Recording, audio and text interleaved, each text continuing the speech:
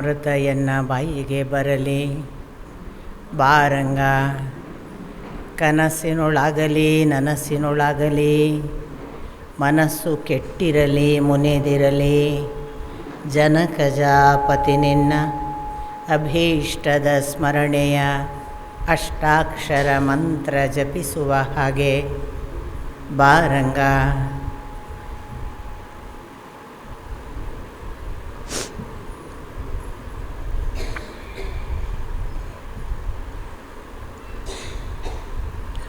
ಓಂ ಸಹನಾವವತು ಸಹನೌ ಭುನಕ್ತು ಸಹ ವೀರ್ಯಂಕರವಾವಹೈ ತೇಜಸ್ವಿನಾವಧೀತಮಸ್ತು ಮಾ ವಿದ್ವಿಷಾವಹೈ. ಓಂ ಶಾಂತಿ ಶಾಂತಿ ಶಾಂತಿ.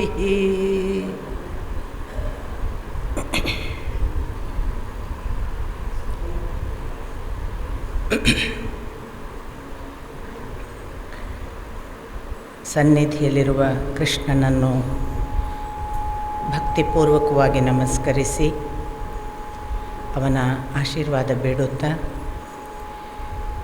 ಈ ಕಾರ್ಯಕ್ರಮಕ್ಕೆ ಕಾರಣಕರ್ತರಾದ ನನ್ನ ಅಪ್ಪನ ಬಂಧುಗಳು, ನನಗೆ ಸಹೋದರರು ಅನ್ನುವ ಹಾಗೆ ಇರುವ ಕೇಲುಪಾಧ್ಯಾಯರು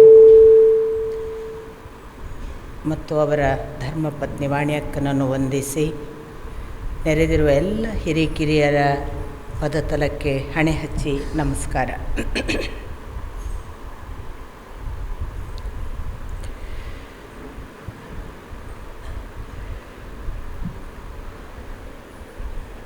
ಬಹಳ ಒಂದು ಆಶ್ಚರ್ಯ ಮತ್ತು ಪ್ರಶ್ನಾರ್ಥಕವಾದ ಸಂಗತಿ ಇವತ್ತು ನಾನು ಉಪನಿಷತ್ತನ್ನು ಮಾತನಾಡೋದು. ಯಾಕೆಂದರೆ ಉಪಾಧ್ಯಾಯ ಅಣ್ಣ ಅವರು ನನಗೆ ತುಂಬ ಸರಿ ಹೇಳಿದರು, ನೀವು ನಮ್ಮ ಮಠದಲ್ಲೊಂದು ಮಾತಾಡಬೇಕು ಅಂತ. ಹಾಗೆಲ್ಲ ನಾನು ಆಯಿತು ಅಂತ ಹೇಳ್ತಾ ಇದ್ದೆ. ಕಳೆದ ಬಹುತೇಕ ಏಪ್ರಿಲಲ್ಲಿ ನಾನು ಮಾತಾಡಬೇಕಿತ್ತು. ಈ ಸಮಯದಲ್ಲಿ ಇವತ್ತು ಮಾತಾಡೋದನ್ನು ನಾನು ಏಪ್ರಿಲಲ್ಲಿ ಮಾತಾಡಿ ಮುಗಿಸಬೇಕಿತ್ತು. ಆವಾಗ ದಿನಾಂಕಗಳನ್ನೆಲ್ಲ ನಿಗದಿ ಮಾಡಿ ವಿಷಯ ಏನು ಅಂತ ಕೇಳುವಾಗ ಉಪನಿಷತ್ ಮಾತಾಡಬೇಕು ಅಂತ ಅವರು ಹೇಳಿದರು. ಸ್ವಲ್ಪ ನನಗೆ ಗಾಬರಿ, ಯಾಕೆ ನಾನು ಉಪನಿಷತ್ತು ಮಾತಾಡಬೇಕು ಅಂತ ಅವರು ತೀರ್ಮಾನ ಮಾಡಿದ್ದಾರೆ ನನಗೆ ಗೊತ್ತಿಲ್ಲ. ನಾನು ಕಡೆಗೆ ಅವರ ಹತ್ರ ಹೇಳಿದೆ, ಅಲ್ಲ ಉಪನಿಷತ್ತೇ ಮಾತಾಡಬೇಕಾ ಅಂತ. ಅವರು ಪುನಃ ಹೌದು ಅಂತಲೇ ಹೇಳಿದರು. ಬೇರೆ ವಿಷಯ ಆಯ್ಕೆಯನ್ನೇ ಕೊಡಲಿಲ್ಲ ನನಗೆ ಅವರು. ಎರಡು ಕಾರಣಗಳಿರಬಹುದು. ಕೆಲವರಿಗೆ ಉಪನಿಷತ್ತು ಕೇಳಬೇಕು ಅಂತ ಹಸಿವಿರ್ತದೆ, ಅವರಿಗೆ ಆ ಥರ ಇದ್ದರೂ ಇರ್ಬೋದು, ಗೊತ್ತಿಲ್ಲ. ಇನ್ನೊಂದು, ಅವರ ಅಪ್ಪನಿಂದ ಉಪನಿಷತ್ತು ಕೇಳಿದವರು. ಹೀಗಾಗಿ ಮಗಳು ಉಪನಿಷತ್ ಮಾತಾಡ್ತಾಳೆ ಅಂತ, ಅಪ್ಪನಿಗೆ ಮಾತಾಡ್ಲಿಕ್ಕೆ ಬರ್ತದಂದರೆ ಮಗಳಿಗೆ ಮಾತಾಡ್ಲಿಕ್ಕೆ ಬರಬೇಕು ಅಂತ ಅವ್ರಿಗೊಂದು ತೀರ್ಮಾನ ಆಗಿರಬಹುದು. ನಾನು ಖಂಡಿತಕ್ಕೂ ಕೂಡ ಅಂಥ ಅರ್ಹತೆಗಳು ಇರುವವಳಲ್ಲ. ಆದರೆ ಪುಣ್ಯವಶಾತ್ ಅಥವಾ ದೇವತಾನುಗ್ರಹದಿಂದ ನನಗೆ ಒಂದು ಸೌಭಾಗ್ಯ ಏನು ಅಂತಂದರೆ, ನನ್ನನ್ನು 4 ವರ್ಷಗಳ ಕಾಲ ನನ್ನ ಅಪ್ಪ ಸತ್ಯಕಾಮರು ಅನ್ನುವ ಗುರುಗಳ ಹತ್ತಿರ ಇಟ್ಟಿದ್ದರು. ಆಗ ನಾನು ಹೇಳುವಾಗ ಹಿಂದೆ ನಾನು ಸತ್ಯಕಾಮರ ಒಟ್ಟಿಗೆ ಹೋಗಿದ್ದೆ, ಅವರು ಕರ್ಕೊಂಡು ಹೋಗಿದ್ದರು, ಈ ಪದಪ್ರಯೋಗ ಮಾಡ್ತಿದ್ದೆ. ಈಗ ಗೊತ್ತಾಗಿರೋದು ಅದು ಬನ್ನಂಜೇವರೇ ಇಟ್ಟದ್ದು ಅಂತ ಈಗ ಅರ್ಥ ಆಗಿರೋದು. ಯಾವಾಗ ಮಹಾಭಾರತದಲ್ಲಿ ವೇದವ್ಯಾಸರು ಶುಕಮುನಿಗಳನ್ನು ಕುರಿತಾಗಿ ಒಂದು ವಿಶೇಷ ವಿವರಣೆಯನ್ನು ಕೊಡ್ತಾರೆ, ಆಗ ತಿಳಿದದ್ದು ಶುಕಮುನಿಗಳಿಗೆ ವೇದವ್ಯಾಸರು ಯಾಕೆ ಪಾಠ ಹೇಳಲಿಲ್ಲ. ವೇದವ್ಯಾಸರಿಗೆ ಸಕಲವೂ ಗೊತ್ತಿತ್ತಲ್ಲ, ಗೊತ್ತಿಲ್ಲದ್ದೇನಿತ್ತು. ಅವರು ಆಗಲೇ ಅಷ್ಟಾದಶ ಪುರಾಣಗಳ ಕರ್ತೃ, ವೇದ ವಿಭಾಗ ಮಾಡಿ ವೇದವಿದರು. ಆ ಬಳಿಕ ಅವರ ಇನ್ನೊಂದು ಮುಖವಾಗಿ ನಾವು ನೋಡುವಂಥದ್ದು ಬ್ರಹ್ಮಸೂತ್ರವನ್ನು ಬರೆದಿದ್ದರು. ಅವರಿಗೆ ಮಹಾಭಾರತವನ್ನು ರಚಿಸಿದ್ದಾರೆ ಅಂದರೆ ಭಗವದ್ಗೀತೆ, ಕೃಷ್ಣನ ಮಾತು, ಒಂದು ಸ್ಮೃತಿ ಅದೂ ಇತ್ತು. ಇಷ್ಟೆಲ್ಲ ಇದ್ದ ವೇದವ್ಯಾಸರು ಶುಕಮುನಿಗಳನ್ನು ಓದಿಸಬಹುದಿತ್ತಲ್ಲ ತನ್ನ ಕೆಳಗೆ. ಆದರೆ ವೇದವ್ಯಾಸರು ಹೇಳ್ತಾರೆ, ನಾನು ಶುಕಮುನಿಯನ್ನು ಜನಕ ಮಹಾರಾಜನಲ್ಲಿ ಓದುವುದಕ್ಕೆ ಬಿಟ್ಟೆ ಅಂತ. ಯಾಕೆ ಜನಕ ಮಹಾರಾಜನಲ್ಲಿ ಓದುವುದಕ್ಕೆ ಬಿಟ್ಟದ್ದು? ಇಷ್ಟು ತಿಳಿದ ಮಹಾನುಭಾವರು ಅಲ್ಲಿ ಹೋಗಿ ಯಾಕೆ ಕೊಟ್ಟರು ಅಥವಾ ಬಿಟ್ಟರು ಅಂತ ಪ್ರಶ್ನಿಸುವಾಗ ಅವರೇ ಒಂದು ಉತ್ತರ ಕೊಡ್ತಾರೆ ವೇದವ್ಯಾಸರು. ಯಾಕೆ ಅಂದರೆ, ಒಂದು ವೇಳೆ ಅವನನ್ನು ನಾನೇ ಓದಿಸಿದ್ದರೆ ಪಂಡಿತರ ಮಗ ಪಂಡಿತ ಆಗದೆ ಇನ್ನೇನಾಗ್ತಾನೆ ಅಂತ ಜನ ಬಹಳ ಸಲಿಗೆ ಮಾಡಿ, ಸರಳ ಮಾಡಿ, ಕನಿಷ್ಠ ಮಾಡಿ ಬಿಡ್ತಿತ್ತು. ನನಗೆ ಶುಕಮುನಿಯ ಬಗ್ಗೆ ಅವನ ಸಾಮರ್ಥ್ಯ ಜನಕ್ಕೆ ಪ್ರಕಟವಾಗಬೇಕು ಅನ್ನೋದು ಗೊತ್ತಿತ್ತು. ಆದ್ದರಿಂದ ಅವನನ್ನು ನಾನು ಓದಿಸಲಿಲ್ಲ ಅಂದರೆ ಓದಿಸಿದ್ದೇನೆ, ಓದಿಸದೇ ಇರುವಂತೆ ತೋರಿದ್ದೇನೆ. ಶುಕಮುನಿಯನ್ನು ಎಲ್ಲಿ ಓದಿದ್ದು? ಜನಕ ಮಹಾರಾಜನ ಹತ್ರ ಅಂತ ಜಗತ್ತಿಗೆ ಕಾಣಿಸುವ ಹಾಗೆ ಓದಿಸಿದ್ದೇನೆ. ಎರಡನೆಯದವರು ಹೇಳ್ತಾರೆ, ಜನಕ ಮಹಾರಾಜನೇ ಯಾಕೆ? ಅವನು ಪ್ರವೃತ್ತಿ ಮಾರ್ಗ ಮತ್ತು ನಿವೃತ್ತಿ ಮಾರ್ಗ ಎರಡನ್ನೂ ಅದ್ಭುತವಾಗಿ ನಡೆದವ. ನಿಮಗೆ ಗೊತ್ತು, ಇಡೀ ಬೃಹದಾರಣ್ಯಕ ಉಪನಿಷತ್ತಿಗೆ ಕಾರಣಕರ್ತ ಯಾರು ಕೇಳಿದರೆ ಜನಕ ಮಹಾರಾಜ. ಯಾಕೆಂದರೆ 1000 ಗೋವುಗಳನ್ನು ನಾನು ಕೊಡುತ್ತೇನೆ ಬನ್ನಿ ಅಂತ ವಿದ್ವತ್ ಸಭೆಯನ್ನು ಕರೆದವನೇ ಜನಕ ಮಹಾರಾಜ. ಹಾಗಾಗಿ ಆ ವಿದ್ವತ್ ಸಭೆಯಲ್ಲಿ ಮುಂದೆ ಯಾಜ್ಞವಲ್ಕ್ಯರು ಅಲ್ಲಿ ಗಾರ್ಗಿ ಮೊದಲಾದವರ ಜೊತೆಗೆ ಪ್ರಶ್ನೋತ್ತರಗಳನ್ನು ಮಾಡಿ ಏನು ಉಂಟಾಯಿತು ಅದೇ ಬೃಹದಾರಣ್ಯಕ ಉಪನಿಷತ್ತು. ಹಾಗಾಗಿ ಅಂಥದ್ದೊಂದು ಮಹತ್ತರವಾದ ಉಪನಿಷತ್ತಿಗೆ ಕಾರಣಕರ್ತನಾದ, ಅಷ್ಟು ಮಾತ್ರ ಅಲ್ಲ, ಅಷ್ಟಾವಕ್ರನ ಒಂದು ಸಂವಾದ ಇದೆ ಮಹಾಭಾರತದಲ್ಲಿ, ನೀವು ಗಮನಿಸಿದ್ದೀರಿ ಅಂತ ಭಾವಿಸ್ತೇನೆ ನಾನು. ಏನು ಗಹನವಾದ ಪ್ರಶ್ನೋತ್ತರ ನಡೆಸಿದವನು ಯಾರು ಅಂದರೆ ಅಷ್ಟಾವಕ್ರನಿಗೆ ಎದುರು ಬಂದ ಜನಕ ಮಹಾರಾಜ. ಇದೆಲ್ಲ ನೋಡಿದಾಗ ಜನಕ ಮಹಾರಾಜ ಒಬ್ಬ ರಾಜನೂ ಹೌದು, ಏಕಕಾಲಕ್ಕೆ ರಾಜ ಮಾತ್ರನಲ್ಲ. ಅವನು ಯಾವ ಮಟ್ಟದ ವಿದ್ವತ್ತನ್ನು ಉಳ್ಳವನಿದ್ದ ಅನ್ನುವುದನ್ನು ನಮಗೆ ಮಹಾಭಾರತ ಮೊದಲಾದ ಕಥಾಭಾಗಗಳನ್ನು ನೋಡ್ತಾ ಹೋದಾಗ ಮತ್ತು ಯಾಜ್ಞೇಯ ಮಂತ್ರೋಪನಿಷತ್ತು ಅಥವಾ ಯಾಜ್ಞವಲ್ಕ್ಯರ ಮಂತ್ರ ಉಪನಿಷತ್ತನ್ನು ಹೇಳುವ ಬೃಹದಾರಣ್ಯಕವನ್ನು ನೋಡಿದಾಗ ನಮಗೆ ಸ್ಪಷ್ಟವಾಗ್ತದೆ ಅವನು ಸಾಮಾನ್ಯ ಇರಲಿಲ್ಲ. ಆದರೆ ವೇದವ್ಯಾಸರಿಗಿಂತ ದೊಡ್ಡವನ ಕೇಳಿದರೆ ಇರಲಿಕ್ಕಿಲ್ಲ. ಮತ್ತು ಯಾಕೆ ವೇದವ್ಯಾಸರು ಅಲ್ಲಿಟ್ಟರು? ಅದು ಶುಕಮುನಿಗಳನ್ನು ತಾನು ತನ್ನ ಮಗ ಒಬ್ಬ ಪಂಡಿತರ ಮಗ ಪಂಡಿತ ಮಾತ್ರನಾಗುವುದಲ್ಲ, ಅವನಿಗೆ ಸ್ವಸಾಮರ್ಥ್ಯ ಇದೆ, ಬೆಳೀತಾನೆ ಅಂತ ತೋರಿಸೋದಕ್ಕೆ ಇಟ್ಟೆ ಅಂತ ಅವರು ಕೊಡುವ ವಿವರಣೆ. ಅದಕ್ಕೆ ನಾನು ಹೇಳೋದು, ಈಗ ನನಗೆ ಅರ್ಥ ಆಗೋದು, ನಾನು 94ರಲ್ಲಿ ನನ್ನ ಗುರುಗಳ ಹತ್ರ ಹೋದಾಗ, ನನ್ನ ಗುರುಗಳ ಹತ್ರ ನಾನು ಇರುವ ಹೊತ್ತಿನಲ್ಲಿ ನನ್ನ ತಂದೆಯೂ ಇದ್ದಾಗ ಕೆಲವು ಮಾಧ್ವ ಶಿಷ್ಯರು ನನ್ನ ಅಪ್ಪನನ್ನು ಕೇಳಿದ್ದು ನಾನು ಕಣ್ಣಾರೆ ನೋಡಿದ್ದೇನೆ, ಕಿವಿಯಾರೆ ಕೇಳಿದ್ದೇನೆ. ನಮ್ಮ ಅಪ್ಪನನ್ನು ಕೇಳಿದ್ರು ಕೆಲವರು, ನೀವು ಇಷ್ಟು ದೊಡ್ಡ ಗುರುಗಳಿದ್ದು ನಿಮ್ಮ ಮಗಳನ್ನೇನು ಸತ್ಯಕಾಮರ ಹತ್ರ ಬಿಟ್ಟದ್ದು ಅಂತ. ಆಗ ಅಪ್ಪ ನಗ್ತಿದ್ರು. ಎಲ್ಲಿಯೂ ಉತ್ತರ ಕೊಟ್ಟದ್ದು ನಾನು ನೋಡಲಿಲ್ಲ, ಅವರು ಬರೇ ನಕ್ಕದ್ದು ನೋಡಿದ್ದೇನೆ ನಾನು. ಈಗ ನಂಗೆ ಅರ್ಥ ಆಗೋದು, ಸತ್ಯಕಾಮರು ಕರೆದುಕೊಂಡು ಹೋದದ್ದಲ್ಲ, ನಾನು ಎಲ್ಲ ಬಿಟ್ಟು ಹೋದದ್ದಲ್ಲ, ಅಪ್ಪ ಇಟ್ಟದ್ದು ಅಂತ. ಯಾಕೆ ಅಂದರೆ ನಾನು ಎಲ್ಲ ರಿಸೈನ್ ಮಾಡಿ ಅಪ್ಪ ನಾನು ಉದ್ಯೋಗವನ್ನು ರಾಜೀನಾಮೆ ಕೊಟ್ಟಿದ್ದೇನೆ, ಅದು ನನಗೆ ದೊಡ್ಡ ವಿಷಯ ಅಲ್ಲ ಮಗಳೇ, ಮುಂದೇನು ಮಾಡ್ತೀನಿ ಅಂತ ಪ್ರಶ್ನಿಸಿದರು. ನಾನು ಸತ್ಯಕಾಮರ ಜೊತೆಗೆ ಹೋಗ್ತೇನೆ ಅಂದಾಗ ಅವರು ಹೇಳಿದ ಉತ್ತರ ಏನು ಅಂದರೆ, ತುಂಬ ತಡ ಮಾಡಿದಿ. ಅರ್ಥ ಏನು? ಅವರಿಗೆ ಎಲ್ಲವೂ ಗೊತ್ತಿತ್ತು ಅಂತ ಈಗ ಅರ್ಥ ಆಗೋದು. ಅವರಿಗೆ ಗೊತ್ತಿತ್ತು ಇದು ಬೇಗನೆ ಆಗಬೇಕಿತ್ತು, ನೀನು ತಡ ಮಾಡಿ ಅವರ ಹತ್ರ ಹೋಗ್ತಿದ್ದಿ ಅಥವಾ ನಾನು ಕಳಿಸ್ತಿದ್ದೇನೆ. ಈ ಎಲ್ಲ ವಿಚಾರಧಾರೆಗಳ ಕೆಳಗೆ ನಾನು ನಿಮಗೆ ಹೇಳಬೇಕಾದದ್ದು, ಉಪನಿಷತ್ತಂದರೆ ಏನು?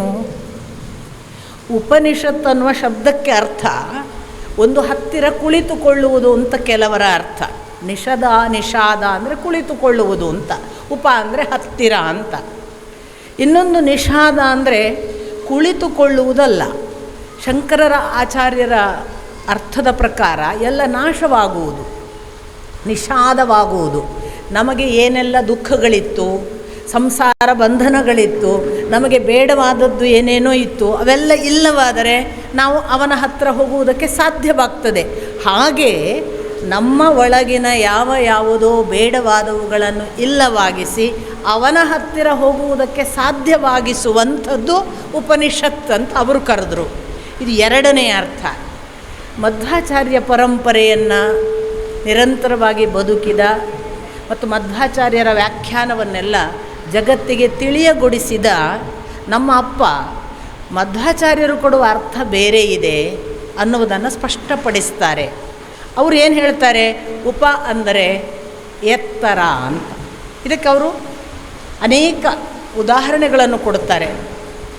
ಉಪರಿ, ಊಪರ್ ಎಲ್ಲ ಶಬ್ದ ಅಪ್ಪರ್, ಉಪ್ಪರಿಗೆ ಎಲ್ಲವೂ ನಮಗೆ ಮೇಲೆ, ಎತ್ತರ ಅನ್ನುವ ಅರ್ಥವನ್ನೇ ಕೊಡ್ತವೆ. ಆದ್ದರಿಂದ ಉಪಶಬ್ದಕ್ಕೆ ಹತ್ತಿರ ಅರ್ಥ ಅಲ್ಲ, ಅದು ನಂತರ ಬಂದದ್ದು. ಮೂಲಭೂತವಾದ ಅರ್ಥ ಎತ್ತರ. ನಿಷಧ ಅಂದರೆ ಕರೆದುಕೊಂಡು ಹೋಗುವುದು. ಎತ್ತರಕ್ಕೆ ಕರೆದುಕೊಂಡು ಹೋಗುವ ಯಾವುದೊಂದು ಇದೆ ಅದು ಉಪನಿಷತ್. ಹಾಗಂತ ಅಪ್ಪನೂ ಅಲ್ಲಗಳೆಯೋದಿಲ್ಲ. ನಾನು ಯಾವಾಗಲೂ ಪ್ರಶ್ನಿಸುವುದುಂಟು, ಹತ್ತಿರ ಕೂತ್ಕೊಳ್ಳದೆ ಎತ್ತರಕ್ಕೆ ಹೋಗೋದು ಹೇಗೆ ಅಂತ ಅಲ್ವಾ? ಯಾವುದಾದರೂ ಒಂದರ ಹತ್ತಿರ ಕೂತ್ಕೊಳ್ಳದೆ ಅದನ್ನು ದಾಟುವುದು ಹೇಗೆ, ಅದರ ಎತ್ತರಕ್ಕೆ ಹೋಗುವುದು ಹೇಗೆ? ಹಾಗಾಗಿ ಹತ್ತಿರ ಕುಳಿತುಕೊಂಡು ಎತ್ತರಕ್ಕೆ ಹೋಗುವುದಕ್ಕೆ ಕಾರಣವಾಗುವುದು ಉಪನಿಷತ್. ಆ ದೃಷ್ಟಿಯಲ್ಲಿ ನಾನು 4 ವರ್ಷ ಒಂದು ಉಪನಿಷತ್ ಅನುಭವವನ್ನು ನನ್ನ ಗುರುಗಳ ಜೊತೆಗೆ ಪಡೆದಿದ್ದೇನೆ. ಅವರ ಹತ್ತಿರ ಕೂತಿದ್ದೇನೆ. ಅವರು ಎತ್ತರಕ್ಕೆ ಕರ್ಕೊಂಡು ಹೋಗಿದ್ದಾರಾ ಇಲ್ವೋ ಅದು ಅವರಿಗೆ ಸಂಬಂಧಪಟ್ಟದ್ದು, ನನಗೆ ಗೊತ್ತಿಲ್ಲ. ನಾನು ಅದರ ವಿಮರ್ಶೆ ಮಾಡುವುದಕ್ಕೂ ಹೋದಿಲ್ಲ, ಹೋಗುವ ಉದ್ದೇಶವೂ ನನಗಿಲ್ಲ. ಆದರೆ ಒಬ್ಬ ಗುರುವಿನ ಹತ್ತಿರ ಹೀಗೆ ಅಂತೇವಾಸಿಯಾಗಿ ಕೂತ್ಕೊಳ್ಳೋದಿದೆಯಲ್ಲ, ಅದು ನಿಜವಾದ ಉಪ್ಪರಿಗೆ ಅಥವಾ ಎತ್ತರಕ್ಕೆ ಹೋಗುವ ಊಪರ್, ಅಪ್ಪರ್, ಒಬೇರ್ ಅಂತ ಜರ್ಮನಿಯಲ್ಲಿ ಅದಕ್ಕೆ ಒಬೆರಾಯ್ ಅಂತ ಬಂತು ನೋಡಿ, ಮೇಲಕ್ಕಿರುವವನು ಅಂತ. ಅಂದರೆ ಅವನು ಒಡೆತನದಲ್ಲಿ ಇದ್ದಿರಬೇಕು ಒಬೆರಾಯ್ ಅನ್ನೋದು. ಅದು ಒಬೆರಾಯ್ ಅಂತ ಆಮೇಲೆ ಸರ್ನೇಮ್ ಆಗುವಾಗ ಅವನು ಒಂಥರ ಹೆಚ್ಚು ಎಲ್ಲರಿಗಿಂತ ಲೀಡರ್ಶಿಪ್ನಲ್ಲೋ ಅಥವಾ ಶ್ರೀಮಂತಿಕೆಯಲ್ಲೋ ಎಲ್ಲೋ ಹೆಚ್ಚಿನವನಿದ್ದಿರಬೇಕು. ಈ ಎಲ್ಲವನ್ನು ಬದುಕುವಂತೆ ಮಾಡಿದ್ದು 4 ವರ್ಷಗಳ ಅನುಭವ ಇದೆ ಅನ್ನುವ ಒಂದು ಅರ್ಹತೆ ಏನಾದರೂ ಇದ್ದರೆ ಅದು ಪೂಜ್ಯ ಗುರುಗಳ ಅನುಗ್ರಹದಿಂದ ನನಗೆ ಇರುವಂಥದ್ದು. ಇನ್ನು ಎರಡನೆಯದ್ದು, ನಾನು ಬಹಳ ಆಶ್ಚರ್ಯಕಾರಕವಾಗಿ ನಿಮ್ಮ ಜೊತೆಗೆ ಹೇಳಬಹುದಾದದ್ದು, ನನ್ನ ತಂದೆ ನನಗೆ ಮಹಾಭಾರತ, ರಾಮಾಯಣ, ಭಗವದ್ಗೀತೆ, ಉಪನಿಷತ್ ಯಾವುದೂ ಹೇಳಿಕೊಡಲಿಲ್ಲ. ನಾನಾಗಿ ಕೇಳಿದಾಗಲೂ ಹೇಳಲಿಲ್ಲ. ರಾಮಾಯಣವನ್ನು ಹೇಳಿ ಅಂತ ಕೂತಾಗಲೂ ಅವರೇನು ಹೇಳಲಿಲ್ಲ ನನಗೆ. ನನ್ನ ಗುರುಗಳನ್ನು ನೋಡಿದರೆ ಆಗಲ್ಲ, ಆಗ ನನಗೆ ಗೊತ್ತಿಲ್ಲ ಅವರಿಗೇನು ಗೊತ್ತಿತ್ತು ಅಂತ. ನಾನು ಅವರನ್ನು ಓದಿ ಅವರ ಒಟ್ಟಿಗೆ ಹೋದವಳಲ್ಲ. ಈಗ ನನಗೆ ಅವರ ಪುಸ್ತಕಗಳನ್ನು ನೋಡಿದರೆ ಗೊತ್ತಾಗುತ್ತೆ, ಅವರು ಪುರಾಣಗಳನ್ನು ಅರೆದು ಕುಡಿದಿದ್ದರು. ಅವರಿಗೆ ವೇದ ಬಹಳ ಸುರಳಿತವಾಗಿ ಅವರ ನಾಲಿಗೆಯ ಮೇಲೆ ಇತ್ತು. ಅವರಿಗೆ ಮಹಾಭಾರತ, ರಾಮಾಯಣ ಅವರು ಸಂಪೂರ್ಣವಾಗಿ ಬಲ್ಲವರಿದ್ದರು. ಆದರೆ ನನಗೆ ನನ್ನ ಗುರುಗಳು ಯಾವತ್ತೂ ಕೂಡ ಮಹಾಭಾರತವನ್ನು, ರಾಮಾಯಣವನ್ನು, ಭಗವದ್ಗೀತೆಯನ್ನು ಅಥವಾ ನಾನು ಈಗಾಗಲೇ ಹೇಳುವ ಯಾವುದೇ ಭಗವದ್ಗೀತೆಯ ಒಳಗಿನ ಮಹಾಭಾರತದ ಕಥೆ, ರಾಮಾಯಣದ ಕಥೆ ಅಥವಾ ಯಾವುದೇ ಕಥೆಗಳನ್ನು ಹೇಳದೇ ಇದ್ದರು. ನನ್ನ ಗುರುಗಳು ಯಾವತ್ತೂ ನನಗೆ ಹೇಳಿಲ್ಲ. ಏನು ಆಶ್ಚರ್ಯ ಅಂತಂದರೆ, ನನ್ನ ಗುರುಗಳು ನನಗೆ ಒಂದು ಸಂಜೆ ನಾನು ನನ್ನ ಪಾಡಿಗೆ ಅವರ ಒಟ್ಟಿಗೆ ಇದ್ದದ್ದು ಹೇಗೆ ಅಂದರೆ, ಕಣ್ಮುಚ್ಚಿದ ಅವಸ್ಥೆಯೇ ಹೆಚ್ಚು. ನಾನು ಧ್ಯಾನದಲ್ಲಿದ್ದದ್ದೇ ಹೆಚ್ಚು ಅವರೊಟ್ಟಿಗೆ. ಬೆಳಿಗ್ಗೆ 5:30 ಕಣ್ಣು ಮುಚ್ಚಿದರೆ ನಾನು ಸಂಜೆ ಅಥವಾ ಮಧ್ಯಾಹ್ನ 2:30 ಒಮ್ಮೆ ಕಣ್ಣು ತೆರೀತಿದ್ದೆ. ಆವಾಗ ಅವರು ಊಟ ರೆಡಿ ಮಾಡಿ ತಟ್ಟೆಯಲ್ಲಿ ಊಟ ಕೊಡ್ತಿದ್ರು ನನಗೆ. ಊಟ ಆಗಿ ಕೈ ತೊಳೆದು ಅರ್ಧ ಗಂಟೆ ಲೈ ಡೌನ್ ಪೊಸಿಷನಲ್ಲಿ ಮಲಗಿದರೆ ಪುನಃ ಎದ್ದು ಕೂತ್ರೆ ನಾನು ರಾತ್ರಿ 11 ಗಂಟೆಗೆ ಕಣ್ಣು ಬಿಡ್ತಿದ್ದಿದ್ದು. ಇಷ್ಟು ಅವಧಿಗಳಲ್ಲಿ ನನಗೂ ಅವರಿಗೂ ಮಾತಿನ ಸಂದರ್ಭ ಅರ್ಧ ಅಥವಾ 1 ಗಂಟೆ ಮ್ಯಾಕ್ಸಿಮಮ್. ಊಟ ಮಾಡುವಾಗ ಏನಾದರೂ ಮಾತು ಇದ್ದರೆ, ಇಲ್ಲದಿದ್ದರೆ ಇಲ್ಲ. ಅದು ಕೂಡ ನಾನು ಧ್ಯಾನದ ಗುಂಗಿನಲ್ಲೇ ಇದ್ದರೆ ಮಾತಿಲ್ಲ. ಧ್ಯಾನದಲ್ಲಿ ಏನಾದರೂ ಪ್ರಶ್ನೆಗಳಿದ್ದರೆ ಅವ್ರ ಹತ್ರ ಕೇಳಬೇಕು ಅನಿಸಿದರೆ ಮಾತು, ಇಲ್ಲದ್ರೆ ಇಲ್ಲ. ಮಲಗುವಾಗ ಅರ್ಧ ಗಂಟೆ ಏನಾದರೂ ಓದ್ತಿದ್ದೆವು ನಾವು, ಆಗ ಮಾತು, ಇಲ್ಲದ್ರೆ ಇಲ್ಲ. ಈ ಎಲ್ಲ ಸಂದರ್ಭಗಳಲ್ಲಿ ನಮ್ಮ ಮಾತೇ ಇಲ್ಲದ ಮೌನವೇ ಹೆಚ್ಚು. ಆದರೆ ಒಂದು ದಿನ ಒಂದು ಅಚಾನಕ್ ಸಂದರ್ಭದಲ್ಲಿ ಹೈದರಾಬಾದಿನಲ್ಲಿ ಯಾವುದೋ ಒಂದು ಸ್ನೇಹಿತರ ಮನೆಯ ಕೋಣೆಯಲ್ಲಿ ನಾನು ಧ್ಯಾನಕ್ಕೆ ಕೂತಿದ್ದೆ. ಹಾಗೆ ಕೂತವಳನ್ನು ಯಾವುದೋ ಎಬ್ಬಿಸಿತು, ನನ್ನನ್ನು ಯಾವುದೋ ಎಬ್ಬಿಸ್ತಿತ್ತು. ನಾನು ನನ್ನ ಪಾಡಿಗೆ ಹೇಳ್ತಿದ್ದೆ. ಋಷಿಕೇಶದಲ್ಲಿದ್ದಾಗ 2:30ವರೆಗೆ ಕಣ್ಣು ಬಿಡ್ತಿರಲಿಲ್ಲ. ಇದು ಹೈದರಾಬಾದ್ ಸ್ನೇಹಿತರ ಮನೆ, ಅದು ಯಾವುದೋ 9:30 ಗಂಟೆಗೆ ಕಣ್ಣು ಬಿಟ್ಟೆ, ಅಥವಾ 10:30 ಆಗಿರ್ಬೋದು, ನನಗೆ ಗೊತ್ತಿಲ್ಲ. ಸಮಯ ಎಲ್ಲ ಆಗ ನೋಡಿಕೊಳ್ತಾ ಇರುವಂತಹ ಸಂದರ್ಭ ಇರಲಿಲ್ಲ ನನಗೆ. ನಾನು ಕಣ್ಣು ಬಿಟ್ಟಾಗ ಅಚಾನಕ್ಕಾಗಿ ನಾನು ಕೂತ ಕೋಣೆಯಲ್ಲಿ ಅದು ಯಾವುದೋ ಒಂದು ವೈಯ ಮಾಡ್ತದೆ. ಈ ಮೈಕ್ ಯಾವುದೋ ಒಂದು ಅಲ್ವಾ, ಅದೊಂದು ಸ್ವಲ್ಪ ಅದರ ನನಗೆ ಧ್ವನಿ ಏರಿಸೋಕ್ಕೆ ಬಿಡಲ್ಲ ಅದು. ಆಗ 9:30, 10:30 ಈ ಸಂದರ್ಭ ಹೈದರಾಬಾದಿನ ಮನೆಯಲ್ಲಿ ನಾನು ಕೂತಿದ್ದಾಗ ನನ್ನ ಕಣ್ಣು ಬಿಟ್ಟ ಹೊತ್ತಿಗೆ ಕಾಣಿಸುವ ಟೀಪಾಯಿಯ ಮೇಲೆ ತೈತ್ತಿರೀಯ ಉಪನಿಷತ್ತು ಅನ್ನುವ ಕನ್ನಡದ ಒಂದು ಪುಸ್ತಿಕೆ ನನಗೆ ಕಾಣಿಸಿತು. ಅದು ಟೀಪಾಯ್ ಮೇಲೆ ಹೇಗೆ ಬಂತು? ನನ್ನ ಗುರುಗಳು ನನ್ನ ಜೊತೆಗೆ ಏನೋ ಮಾತಾಡುವಾಗ ಅದನ್ನು ಮಾತಾಡಿರಲಿಲ್ಲ.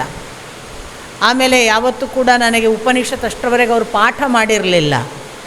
ಅವರ ಹತ್ರ ಯಾವ ಪುಸ್ತಕ ಇದ್ದರೂ ನನಗೆ ತೋರಿಸ್ತಿದ್ರು, ಓದ್ತಿದ್ದೆವು ನಾವು. ನನಗೆ ಅವರ ಕೈಯಲ್ಲಿ ಇದ್ದದ್ದು ಗೊತ್ತಿಲ್ಲ. ಅವರು ಉದ್ದೇಶಪೂರ್ವಕ ಇಟ್ಟಿದ್ರೋ, ಆ ಮನೆಯ ನಾವು ಯಾರ ಮನೆಯಲ್ಲಿದ್ದು ಅವರ ಮನೆಯ ಪುಸ್ತಕವೋ ಗೊತ್ತಿಲ್ಲ, ನನಗೇನೂ ಗೊತ್ತಿಲ್ಲ. ಎಲ್ಲ ಗೊತ್ತಿಲ್ಲಗಳ ಮಧ್ಯೆ ಆ ತೈತ್ತಿರೀಯ ಉಪನಿಷತ್ತನ್ನು ನಾನು ಕೈಗೆ ತಗೊಂಡೆ. ಧ್ಯಾನದಿಂದ ಕಣ್ಣು ಬಿಟ್ಟವಳು ಸಾಮಾನ್ಯವಾಗಿ ನನ್ನ ಗುರುಗಳನ್ನು ಹುಡುಕಿಕೊಂಡು ಹೋಗೋದು ನಾನು, ಪಪ್ಪ ಎಲ್ಲಿದ್ದೀರಿ ಅಂತ. ಅವತ್ತು ನಾನು ಪುಸ್ತಕದ ಪುಟ ಹೀಗೆ ತೆರೆದೆ. ನನಗೆ ಯಾಕೆ ಅಂತ ಗೊತ್ತಿಲ್ಲ, ನಾನು ನಿರರ್ಗಳವಾಗಿ ಗಟ್ಟಿ ಧ್ವನಿಯಿಂದ ಒಂದೇ ಸಮನೆ ಆ ಪುಟಗಳಲ್ಲಿರುವ ಸಂಸ್ಕೃತದ ಉಪನಿಷತ್ತಿನ ಶ್ಲೋಕಗಳನ್ನು ಓದ್ತಾ ಹೋದೆ. ನನಗೆ ಸಂಸ್ಕೃತ ಬರೋದಿಲ್ಲ, ಆದರೆ ಅದು ಸಂಸ್ಕೃತದ ಲಿಪಿಯಲ್ಲಿರಲಿಲ್ಲ, ಕನ್ನಡ ಲಿಪಿಯಲ್ಲಿತ್ತು. ಆ ಶ್ಲೋಕಗಳನ್ನು ಓದ್ತಾ ಹೋದೆ. ನನಗೇನು ತಿಳಿಯುತ್ತಾ ಗೊತ್ತಿಲ್ಲ. ಅದು ತೈತ್ತಿರೀಯ ಉಪನಿಷತ್ತು, ನಿಮಗೆ ಗೊತ್ತಿರಬಹುದು. ಸುಮಾರು 30 ನಿಮಿಷ ಬೇಕಾಯಿತು ನಾನು ಮುಗಿಸ್ಲಿಕ್ಕೆ. ಒಂದು ಶುರು ಮಾಡಿದರೆ ನನಗೆ ಗೊತ್ತಿಲ್ಲ ಅದಕ್ಕೊಂದು ಲಯ ಯಾವುದ್ರಲ್ಲಿ. ನಾನು ನನ್ನ ಪಾಡಿಗೆ ಒಂದು ಲಯದಲ್ಲಿ ಓದ್ತಾ ಹೋದೆ. ಯಾಮಾಯಂತು ಬ್ರಹ್ಮಚಾರಿಣ ಸ್ವಾಹ ಹೀಗೆ ಹೇಳ್ತಾ ಹೋದೆ. ಯಾಕೆ ಹೇಳ್ತಿದ್ದೆ ಗೊತ್ತಿಲ್ಲ. ಆಮೇಲೆ ಹಾಗೆ ಹೇಳುವಾಗ ಒಂದು ವಿಶೇಷವಾದ ಪ್ರಕ್ರಿಯೆ ನನ್ನ ಒಳಗೆ ನಡೆಯುವುದು ನನಗೆ ಏಕಕಾಲಕ್ಕೆ ಗಮನಕ್ಕೆ ಬರ್ತಿತ್ತು. ಏನು ಅಂತಂದರೆ, ನಾನು ಹೇಳ್ತಾ ಹೋದ ಹಾಗೆ ನನಗೆ ಸಿಕ್ಕಾಪಟ್ಟೆ ಕೆಮ್ಮು ಬರ್ತಿತ್ತು. ಕೆಮ್ಮಿನೊಟ್ಟಿಗೆ ಕಫದ ಜೊತೆಗೆ ಮೂಗಿನಲ್ಲೆಲ್ಲ ಸಿಂಬಳ. ನನಗೇನು ಶೀತ ಆಗಿರಲಿಲ್ಲ. ಇದರ ಜೊತೆಗೆ ಕಣ್ಣಿನಲ್ಲಿ ಧಾರಾಕಾರ ನೀರು, ಮುಖ ಕೆಂಪು. ನಾನು ಜೋರು ಓದ್ತಿದ್ದೇನೆ. ಅದು ಕೊನೆಗೆ ಬರುವಾಗ ನಿಮಗೆ ಗೊತ್ತು, ಅನ್ನಂ ಬ್ರಹ್ಮೇತಿ ವ್ಯಜಾನಾತ್ ಅನ್ನಾದ್ಯೇವ ಖಲ್ವಿಮಾನಿ ಭೂತಾನಿ ಜಾಯಂತೆ ಅನ್ನೇನ ಜಾತಾನಿ ಜೀವಂತೆ. ಹೀಗೆ ಹೋಗ್ತಾ ಇದೆ ಓಘ. ನಾನು ಎಷ್ಟು ನನಗೆ ಕೆಮ್ಮು ಬರ್ತದೋ ಅಷ್ಟು ಜೋರಾಗಿ ಓದ್ತಿದ್ದೇನೆ. ಆ ಧ್ವನಿಗೆ ಏನೋ ಒಂದು ಇಂಪ್ಯಾಕ್ಟ್ ಇದೆ ಮತ್ತು ಅದು ನನ್ನ ಮೇಲೆ ಆ ಇಂಪ್ಯಾಕ್ಟ್ ಆಗ್ತಿದೆ ಅನ್ನೋದು ನನಗೆ ಗೊತ್ತಾಗ್ತಿತ್ತು. ನನ್ನನ್ನು ಕಂಡವರಿಗೆ ಗೊತ್ತಾಗ್ತದೆ ಅಂತ ನನಗೆ ಗೊತ್ತಿಲ್ಲ. ನಾನು ತನ್ಮಯವಾಗಿ ಓದ್ತಿದ್ದೇನೆ. ನನ್ನ ಕಣ್ಣಿಗೆ ಬರುವ ನೀರನ್ನು ಒರೆಸ್ಕೊಳ್ತೇನೆ, ಮೂಗಿನ ಸಿಂಬಳ ತೆಗಿತೇನೆ, ಕೆಮ್ಮಿನ ಕಫವನ್ನು ನುಂಗಿಕೊಳ್ತೇನೆ, ಮತ್ತೆ ಓದ್ತೇನೆ. ಈ ಮುಕ್ತಾಯದವರೆಗೂ ನನ್ನ ಧಾಟಿ ಹಾಗೇ ಇರುವಾಗ ಮೆತ್ತಗೆ ನನ್ನ ಗುರುಗಳು ನನ್ನ ಕೋಣೆಗೆ ಬಂದರು. ನಾನು ಅಷ್ಟೂ ಓದುವವರೆಗೂ ಸುಮ್ಮನೆ ಕೂತರು. ಅದು ಮುಕ್ತಾಯ ಆಗಲಿಕ್ಕೆ ಬಂದಿತ್ತು, ಅವ್ರು ಸುಮ್ಮನೆ ಕೂತರು. ಇನ್ನೇನು ನಾನು ಓದಿ ಮುಗಿಸಿದ್ದೇನೆ. ಕೆಮ್ಮು ಮಾಡಿಕೊಂಡು ಪುಸ್ತಕ ಮುಚ್ಚುತ್ತಿದ್ದೇನೆ. ನನ್ನ ಗುರುಗಳು ಬೆನ್ನ ಮೇಲೆ ಕೈಯಾಡಿಸಿದರು. ತಕ್ಷಣ ಹೇಳಿದರು, ಮಗಳೇ, ನಾದಕ್ಕೆ ಏನು ಪರಿಣಾಮ ಅರ್ಥವಾಯಿತಲ್ವಾ ಅಂತ. ನೋಡಿ, ನನಗೆ ಏನೂ ಗೊತ್ತಿಲ್ಲದ ಹೊತ್ತು ಅದು. ಉಪನಿಷತ್ತು ನನ್ನ ಲೋಕವಲ್ಲ, ನನಗೆ ಪಾಠ ಆಗಿರಲಿಲ್ಲ. ನಾನು ತೈತ್ತಿರೀಯ ಉಪನಿಷತ್ತು ಅನ್ನುವ ಒಂದು ಹೆಸರನ್ನು ಕೂಡ ಕೇಳಿದ ಕಾಲವಲ್ಲ. ಶ್ಲೋಕಗಳ ನಾದ ಪರಿಣಾಮ ಬೀರಿದ್ದನ್ನು ನಾನು ಅನುಭವಿಸಿದ್ದೆ. ನನ್ನ ಗುರುಗಳು ಅದನ್ನು ಹಾಗೆ ಭಗವಂತ ನಾದಪ್ರಿಯನು ಅಂತ ಒಂದು ಕಡೆ ಕೃಷ್ಣ ಹೇಳ್ತಿದ್ದಾನೆ, ನಾನು ಸಾಮ, ವೇದಗಳಲ್ಲಿ ನಾನು ಸಾಮ ಅಂತ. ಇನ್ನೊಂದು ಕಡೆ ನಮಗೆ ಬಸವಣ್ಣನಂಥ ಈ ಭಕ್ತಿ ಪರಂಪರೆಯನ್ನು ನಡೆದವರು ಹೇಳ್ತಾರೆ, ನಾನು ಜ್ಞಾನಪ್ರಿಯನಲ್ಲ, ನಾನು ಭಕ್ತಿಪ್ರಿಯನಲ್ಲ, ನಾನು ನಾದಪ್ರಿಯನು ಅಂತ. ಏನು ನಾದಪ್ರಿಯ ಅಂದರೆ? ನಾದಪ್ರಿಯ ಅಂದರೆ ನಿಮಗೆ ಅರ್ಥ ಆಗಿದೆ ಅಂತ ಏನೂ ಅರ್ಥ ಅಲ್ಲ. ನಿಮಗೆ ಮಂತ್ರದ ಜ್ಞಾನ ಮಾರ್ಗದ ಎಂಟ್ರಿ ಆಗಿದೆ ಅಂತೇನೂ ಇಲ್ಲ. ಮತ್ತು ನೀವು ಜ್ಞಾನ ಮಾರ್ಗದ ಎಂಟ್ರಿ ಆಗಿಲ್ಲ, ನಿಮಗೆ ಮಂತ್ರದ ಅರ್ಥ ಗೊತ್ತಿಲ್ಲ, ಅದು ಅರಿವಿನ ಭಾಗವಲ್ಲ, ಆದರೆ ನಾದದ ಭಾಗವಾಗಿ ಅದರೊಳಗೆ ಇದ್ದೀರಿ ಅಂತಂದರೆ, ನಾದ ಯಾವಾಗಲೂ ಕೂಡ ನಮ್ಮ ನಾಭಿಯ ಒಳಗಿನ ವಾಕ್ಕಿಗೆ ಸಂಬಂಧಪಟ್ಟ ಮೂಲ ಸ್ಥಾನಕ್ಕೆ ಸೇರಿದ್ದು. ನಾಭಿಯಿಂದ ಬರೋದು ನೋಡಿ. ನಾದ ಯಾವಾಗಲೂ ಕೂಡ ಪರಾ, ಪಶ್ಯಂತಿ, ಮಧ್ಯಮ, ವೈಖರಿ ಅಂತ 4 ನಡೆಯಲ್ಲಿ ವಾಕ್ಕಿಗೆ ಇರುವಂತಹ ಕ್ರಮಗಳು. ಪರ ಅಂದಾಗ ಅದು ಇನ್ನೂ ಹೊಕ್ಕುಳಿನಲ್ಲಿ ಹುಟ್ಟುವ ಹೊತ್ತು. ಅದು ಇನ್ನೂ ನಮಗೆ ನಾವು ಹೇಳ್ತೇವಲ್ಲ, ಹೊಟ್ಟೆಯಲ್ಲಿ ಉಂಟು ಬರುವುದಿಲ್ಲ, ಈ ಹೊಟ್ಟೆಯಲ್ಲಿ ಇರುವ ಸ್ಥಿತಿಗೆ ಪರ ಅಂತ ಹೇಳೋದು. ಅದು ಇನ್ನೂ ಪಶ್ಯಂತಿ ಆಗಲಿಲ್ಲ. ಪಶ್ಯಂತಿ ಅಂದರೆ ಪರಾದಲ್ಲಿ ಹುಟ್ಟಿದ ನಂತರ, ನಾಭಿಯಲ್ಲಿ ಹುಟ್ಟಿದ ನಂತರ ಅದು ನಮಗೆ ಕಾಣ್ತದೆ. ಪಶ್ಯಂತಿ ನಮಗೆ ಕಾಣಲಿಕ್ಕೆ ಶುರುವಾಗ್ತದೆ, ನಾನು ಹೀಗೆ ಹೇಳಬೇಕು ಅಂತಿದ್ದೇನೆ ಅಂತ. ಅದು ಅದರ 2ನೇ ಹಂತ. ಆ ಬಳಿಕ ಅದು ಮಧ್ಯಮ, ಪರಾಪಶ್ಯಂತಿ ಮಧ್ಯಮ ಆದಾಗ ಅದು ನಮ್ಮ ಅನಾಹತದಲ್ಲಿ, ಹೃದಯ ಭಾಗದಲ್ಲಿ ಒಂದು ಅರ್ಥವನ್ನು ಪಡೆಯುತ್ತದೆ. ಆ ಬಳಿಕ ವೈಖರಿ, ನಾವು ಹೇಳುವ ಸ್ಥಿತಿಯನ್ನು ತಲುಪ್ತೇವೆ. ಹೀಗೆ ಒಂದು 4 ಸೋದಾಹರಣವಾದ ಅದರ ಕ್ರಮ. ಯಾವಾಗ ಇನ್ನೂ ಪರಾಲೋಕದಲ್ಲುಂಟು, ಇನ್ನೂ ಕಾಣುವುದಿಲ್ಲ, ಆದರೆ ಹುಟ್ಟಿದೆ, ಆ ವಾಕ್ಕಿನ ಸ್ಥಿತಿ ಇದೆಯಲ್ಲ, ಅದು ಭಗವಂತನ ಅನುಗ್ರಹದ ಆರಂಭ ಭಾಗ. ಅದು ನಮಗೆ ಗೊತ್ತೇ ಇಲ್ಲದೆ ನಮ್ಮ ನಾಭಿಯಲ್ಲಿ ಬಂದು ಪ್ರವೇಶ ಮಾಡಿದೆ. ಇನ್ನೇನು ನಮ್ಮಿಂದ ಉದ್ದೀಪನ ಆಗಲಿಕ್ಕಿದೆ. ಅದು ನಾದವಾಗಿ ಹೊಮ್ಮುತ್ತದಲ್ಲ, ಅದು ಭಗವಂತನ ನೇರ ಅನುಗ್ರಹ. ಹಾಗಾಗಿ ಅಲ್ಲಿ ಏನು ಅಂದರೆ ಅದು ಸತ್ಯದ ನೇರ ಅಭಿವ್ಯಕ್ತಿ. ಅದಕ್ಕೆ ನೀವು ಮಾತಿನಲ್ಲಿ ಸುಳ್ಳು ಹೇಳಬಹುದು, ಗೊತ್ತೇ ಆಗಲ್ಲ ಅಲ್ವಾ? ಸುಳ್ಳು ಹೇಳಿ ಎಲ್ಲ ಹೋಗಿಬಿಟ್ರೆ ಏನು ಚೆನ್ನಾಗಿ ಮಾತಾಡಿದ್ರು ಅಂತ ನೀವು ಗುಣಗಾನನೂ ಮಾಡ್ಬೋದು.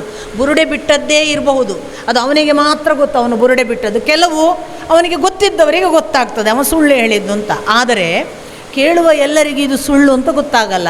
ಅದೇ ನಾದದಲ್ಲಿ ಒಂಚೂರು ರಾಗ ತಪ್ಪಿ ಸಂಗೀತ ಬಾರದವರಿಗೂ ಗೊತ್ತಾಗ್ತದೆ, ಇವ ತಪ್ಪಿದ, ಇವ ಎಂಥದೋ ಸರಿ ಹಾಡ್ತಾ ಇಲ್ಲ. ಗೊತ್ತಿದ್ದವರಿಗೆ ಶ್ರುತಿ ತಪ್ಪಿದ, ತಾಳ ತಪ್ಪಿದ, ಎಲ್ಲೋ ತಪ್ಪಿತು ಅನ್ನುವುದು ನಾದದಲ್ಲಿ ಮಾತ್ರ ನಿಮಗೆ ಜ್ಞಾನ ಇಲ್ಲದೆಯೂ ಗೊತ್ತಾಗುವುದು. ಅರ್ಥಾತ್ ಸಂಗೀತ ಸತ್ಯಕ್ಕೆ ಬಹಳ ಹತ್ತಿರದ್ದು. ಅಲ್ಲಿ ಮೋಸ ಮಾಡಿ ನಾನು ಏನೇನೋ ಹಾಡಿ ನಾಳೆ ಇನ್ನೊಂದು ಪರ್ಫಾರ್ಮೆನ್ಸ್ ಮಾಡೋಕ್ಕೆ ಸಾಧ್ಯನೇ ಇಲ್ಲ. ನಾನು ಬೆಸ್ಟ್ ಹಾಡಿದರೆ ಮಾತ್ರ ನನ್ನನ್ನು ನಾಳೆ ಇನ್ನೊಂದು ಸಂಗೀತ ಕಚೇರಿಗೆ ಕರೀತೀರಿ. ಅದೇ ನೀವು ವಾಕ್ಕಿನಲ್ಲಿ ನಾನು ಸುಳ್ಳು ಹೇಳಿಯೂ ನಾಳೆ ಒಳ್ಳೆ ಭಾಷಣ ಮಾಡಬಹುದು. ಸಂಗೀತದಲ್ಲಿ ಕೆಟ್ಟದಾಗಿ ಹಾಡಿ ನಾಳೆ ಇನ್ನೊಂದು ಪ್ರದರ್ಶನ ಮಾಡಿಸಿಕೊಳ್ಳುವ ಸಾಧ್ಯತೆಯೇ ಇಲ್ಲ. ಅದು ಸಾಮ ಹೇಳುವುದು, ಅದು ಭಗವಂತ ಹೇಳುವುದು. ನಾನು ನಾದದಲ್ಲಿದ್ದೇನೆ. ನಾದ ಡೈರೆಕ್ಟ್ಲಿ ಇನ್ವಾಲ್ವ್ಡ್. ಅದು ಎಲ್ಲಿ ಇನ್ವಾಲ್ವ್ಡ್ ಅಂದರೆ ನನ್ನ ಯಾವ ಮೂಲಾಧಾರ ಅಂತ ನಾವು ಯಾವುದನ್ನು ಚಕ್ರಗಳ ಸ್ಥಾನದಿಂದ ಹೇಳ್ತೇವೆ ಅಲ್ಲಿ ಅಧಿಷ್ಠಾನ ಆಗಿರ್ತದೆ. ಅಲ್ಲಿಂದ ಉತ್ಕ್ರಮಣ ಅವಸ್ಥೆಗೆ ಬಂದು ಅದು ವೈಖರಿ ಆಗುವವರೆಗೆ, ವಿಶುದ್ಧಿ ಚಕ್ರವನ್ನು ದಾಟುವವರೆಗೆ ಸೋಪಾನಬದ್ಧವಾಗಿ ನಾದ ನಮಗೆ ಸತ್ಯದ ಕನೆಕ್ಷನನ್ನು ಕೊಡುವಂಥದ್ದು. ಅಂಥ ಒಂದು ವಿಶೇಷ ಅನುಗ್ರಹ ನಮಗೆ ಸಾಮಗಾನದ ಮೂಲಕ ಆಗ್ತದೆ. ಅದನ್ನೇ ಬಹುಶಃ ನನ್ನ ಗುರುಗಳು ನನಗೆ ಬೆನ್ನು ನೇವರಿಸಿ, ಮಗಳೇ ನಾದದ ಪರಿಣಾಮ ತಿಳಿಯಿತಲ್ಲ ಅಂದದ್ದು. ಈ ನಾದದ ಪರಿಣಾಮ ತಿಳಿದದ್ದೇ ನನ್ನ ಒಳಗಿನ ನನಗೆ ಗೊತ್ತಾದದ್ದು. ಆವಾಗ ಅವರಿಗೇನು ಗೊತ್ತಾಯಿತು ನನ್ನ ಮೇಲೆ ಆದ ಪರಿಣಾಮ, ಅದು ನನ್ನ ಗುರುಗಳಿಗೆ ಗೊತ್ತು, ನನಗೆ ಗೊತ್ತಿಲ್ಲ. ನನಗೆ ಸ್ಪಷ್ಟವಾಗಿ ಗೊತ್ತಾದದ್ದು ನನ್ನ ವಿಶುದ್ಧಿ ಚಕ್ರ, ನನ್ನ ಅನಾಹತ, ಮತ್ತು ನನ್ನ ದಿಗ್ದೇವತೆಗಳು ಅಂತ ಹೇಳುವ ಕಿವಿ ಮೊದಲಾದವು, ಕಣ್ಣು ಆ ದಿವಸ ಯಾವ ಪರಿಶುದ್ಧವಾಗಿತ್ತು ಅಂತ ನಾನೇ ಅನುಭವಿಸಿ ನೋಡುವಷ್ಟು ಪ್ರಖರವಾದ ಪರಿಣಾಮ. ಕೆಮ್ಮು ಬಂದು, ಕಫ ಬಂದು, ನೀರು ಬಂದು ಎಲ್ಲ ಒಳಗಿದ್ದನ್ನು ಕೊಚ್ಚಿಕೊಂಡು ಹೋಗುವಾಗ ಉಂಟಾದ ಪರಿಣಾಮ ಅದು ಬಹುಶಃ ನನಗೆ ನಿರಂತರವಾಗಿ ಉಪನಿಷತ್ತನ್ನು ಓದುವ ಹಾಗೆ ಮಾಡಿಸಿತು. ನಾನು ಆ ದಿನದಿಂದ ಪ್ರತಿದಿನ ನನಗೆ ಯಾವಾಗಲೂ ಕಣ್ಣು ಬಿಟ್ಟಾಗ ಓದಬೇಕು ಅನ್ನಿಸಿದ ಉಪನಿಷತ್ತನ್ನು ನನ್ನ ಗುರುಗಳಿಗೆ ಹೇಳಿ ನಾನು ಸ್ವಾಮಿ ಆದಿದೇವಾನಂದರು ಸಂಪಾದಿಸಿರುವ ರಾಮಕೃಷ್ಣ ಮಠದ ಅಷ್ಟು 10 ಉಪನಿಷತ್ತುಗಳನ್ನು ತರಿಸಿ ಇಟ್ಟುಕೊಂಡು ನಿತ್ಯ ಗಟ್ಟಿಯಾಗಿ ಓದುವುದಕ್ಕೆ ಆರಂಭ ಮಾಡಿದೆ. ಆಗಲೂ ನನಗೆ ಅರ್ಥ ಗೊತ್ತಿದ್ದು ಓದಿದ್ದಲ್ಲ. ನನ್ನ ಗುರುಗಳ ಹತ್ರ ನಾನು ಅರ್ಥ ಹೇಳಿ ಅಂತ ಕೇಳಿಯೂ ಇರಲಿಲ್ಲ. ಪ್ರತಿದಿನ ನನ್ನದೇ ಒಂದು ರಾಗ, ನನ್ನದೇ ಲಯ. ನಾನು ಯಾರು ಹೇಳಿಕೊಟ್ಟು ಕೇಳಿ, ಆ ಕಾಲಕ್ಕೆ ಯೂಟ್ಯೂಬಲ್ಲ ಫೋನ್ಗಳು ಇರಲಿಲ್ಲ ನಮ್ಮ ಹತ್ರ. ನನಗೆ ತಿಳಿದ ಲಯ, ನನಗೆ ತಿಳಿದಂತಹ ಒಂದು ರಾಗ ಗಟ್ಟಿಯಾಗಿ ಓದೋದು. ಹೀಗೆ ಪಠನ ಮಾಡಿದ ಒಂದು ಯಾವುದೋ ಸೌಭಾಗ್ಯ ಆ ಕಾಲಕ್ಕೆ ಇತ್ತು. ಇಷ್ಟು ನಾನು ಮಾಡಿದಾಗ ನನ್ನ ಗುರುಗಳು, ಅಲ್ಲಿ ನಾವು ಋಷಿಕೇಶದಲ್ಲಿದ್ದಾಗ -10 ಡಿಗ್ರಿ ಎಲ್ಲ ಚಳಿ ಇರ್ತಿತ್ತು. ಎಲ್ಲಿಯಾದರೂ ಬಿಸಿಲು ಬಂದರೆ ನಾವು ಗಂಗಾದಡಕ್ಕೆ ಬಿಸಿಲಿನ ಕಿರಣದ ಕೆಳಗೆ ಕೂತ್ಕೊಳ್ಳೋಕೆ ಹೋಗ್ತಿದ್ವಿ 10-10:30ಗೆ. ನನ್ನ ಗುರುಗಳು ಆವಾಗ ನನಗೆ ಪ್ರಥಮ ಬಾರಿಗೆ ಕಠೋಪನಿಷತ್ತನ್ನು ಅಲ್ಲಿ ಪಾಠ ಮಾಡಿದರು. ಆ ಗಂಗಾ ತಟದಲ್ಲಿ ಕೂತು ಕೇಳಿದ ಕಠೋಪನಿಷತ್ತು ನನಗೆ ಇವತ್ತಿಗೂ ಕೂಡ, ನನಗೆ ಉಳಿದದ್ದೆಲ್ಲ ಗೊತ್ತಿಲ್ಲ ಕಠೋಪನಿಷತ್ತು. ಆದರೆ ನನಗೆ ಗೊತ್ತಿರೋದೇನು ಅಂದರೆ, ಅದು ಯಾರೋ ಒಬ್ಬ ಹುಡುಗ ಅವನು ಯಮನವರೆಗೆ ಹೋಗಿ ಸಾವನ್ನು ದಾಟಿ ಬರ್ತಾನೆ ಅನ್ನೋದೊಂದು ಅನುಭವ ಭಾಗವಾಗಿ ನನಗೆ ಅವರು ಧಾರೆ ಎರೆದಿದ್ದರು, ಶಬ್ದಾರ್ಥವಾಗಿ ಅಲ್ಲ. ಇಂಥದೊಂದು ಅನುಭವಗಳ ಸಣ್ಣ ಪುಟ್ಟ ಮಿಂಚುಗಳನ್ನು ಕಂಡ ಒಂದು ಕೃತಾರ್ಥ ಭಾವದಲ್ಲಿ ಮಾತ್ರ ನಾನಿವತ್ತು ನಿಮ್ಮ ಮುಂದೆ ನಿಂತಿರುವುದು. ನಾನು ಸ್ವತಃ ಉಪನಿಷತ್ತನ್ನು ಪಾಠ ಕೇಳಿದವಳಲ್ಲ. ಉಪನಿಷತ್ತಿನಲ್ಲಿ ಇರುವುದೇ ಗುರುವಿನ ಹತ್ರ ಕೂತು ಕೇಳಬೇಕು ಅಂತ. ನಾನು ಈಗಾಗಲೇ ಹೇಳಿದೆ, ಅದು ಉಪನಿಷತ್ ಅಂದರೆ ಉಪ ಅಂದರೆ ಹತ್ತಿರ, ನಿಷತ್ ಅಂದರೆ ಕೂತ್ಕೊಳ್ಳೋದು ಅಂತ ಒಂದು ಅರ್ಥ ಇದೆ ಅಂತ. ಆಮೇಲೆ ಉಪನಿಷತ್ ಎತ್ತರಕ್ಕೆ ಕರೆದುಕೊಂಡು ಹೋಗುವವನೊಬ್ಬನೊಟ್ಟಿಗೆ ಕೂತ್ಕೊಳ್ಬೇಕು ಅಂತಿದೆ. ಅದು ಏನೂ ಮಾಡದೆ ನಾನು ನಿಮ್ಮ ಹತ್ರ ಬಂದಿದ್ದೇನಲ್ಲ, ಅನರ್ಹತೆ ಅಲ್ವಾ? ನನಗೆ ಗೊತ್ತಿಲ್ಲ. ಇದೆಲ್ಲಕ್ಕೂ ಕಾರಣ ಉಪಾಧ್ಯಾಯರು. ಉಪ ಅಧ್ಯಾಯ ಅಂದರೂ ಹಾಗೇನೆ ಅಂತ ಅರ್ಥ ಇದೆ. ಅಧ್ಯಾಯದಲ್ಲಿ ಉಪ ಎತ್ತರಕ್ಕೆ ಹೋದವರು ಅಂತ. ಹಾಗಾಗಿ ಅವರಿಗೆ ಗೊತ್ತು ಯಾಕೆ ಕರೆದಿದ್ದಾರೆ ಅಂತ. ನಾನು ಹೀಗೆ ಹೇಳುವಾಗ ನಿಮಗೆ ಇದರ ಇನ್ನೊಂದು ಮುಖ ಗೊತ್ತಾಗ್ತಿರಬಹುದು. ಇಲ್ಲಿ ಯಾವುದೋ ಒಂದು ಇದೆ, ಅದು ಹಸಿದವನಿಗೆ ತಾನು ಹತ್ತಿರ ಕರೆದು ಎತ್ತರಕ್ಕೆ ಕರ್ಕೊಂಡು ಹೋಗುವ ಶಕ್ತಿಯನ್ನು ತನ್ನೊಳಗಿಟ್ಟುಕೊಂಡಿದೆ. ಅದರ ಹತ್ತಿರ ನಾವು ಕೂತ್ಕೊಂಡರೆ ಅದು ನಮ್ಮನ್ನು ಕರ್ಕೊಂಡು ಹೋಗ್ತದೆ. ಈ ಒಂದು ಸಾಧ್ಯತೆಯನ್ನು ಕೂಡ ನಾನು ಇದರ ಇನ್ನೊಂದು ಮುಖವಾಗಿ ನಿಮಗೆ ಹೇಳ್ತಿದ್ದೇನೆ. ಯಾಕೆಂದರೆ ನಾನು ಈಶಾವಾಸ್ಯ ಉಪನಿಷತ್ತನ್ನು ನನ್ನ ಪಾಡಿಗೆ ಹಾಗೇ ಓದಿದೆ. ಕೇನೋಪನಿಷತ್ತು ಅಥವಾ ತಲವಕಾರ ಉಪನಿಷತ್ತು ಅಂತ ಹೇಳುವ ಇವತ್ತು ನಾನು ಮಾತನಾಡುವ ಉಪನಿಷತ್ತನ್ನು ಕೂಡ ನಾನು ಹಾಗೆಯೇ ನನ್ನ ಪಾಡಿಗೆ ಓದಿದವಳು. ಆದಿದೇವಾನಂದರ ಅರ್ಥ, ಮೂಲ ಪಠ್ಯ, ಆದಿದೇವಾನಂದರ ಅರ್ಥ, ಮೂಲ ಸಂಸ್ಕೃತ, ಹೀಗೆಯೇ ನೋಡಿಕೊಂಡು ಅಕ್ಕಪಕ್ಕದಲ್ಲಿ ಅಪ್ಪ ಏನು ಹೇಳ್ತಾರೆ ಅನ್ನೋದನ್ನು, ಕರ್ಜಗಿಯವರು ಏನು ಹೇಳ್ತಾರೆ ಅನ್ನೋದನ್ನು, ಗಣೇಶರು ಏನು ಹೇಳ್ತಾರೆ ಅನ್ನೋದನ್ನು ಕೇಳಿಕೊಂಡು ಸ್ವಾಧ್ಯಾಯವೇ ಹೊರತು ನಾನು ಉಪನಿಷತ್ತಿನ ಪಾಠವನ್ನು ಯಾರಿಂದ ಕೇಳಿಲ್ಲ.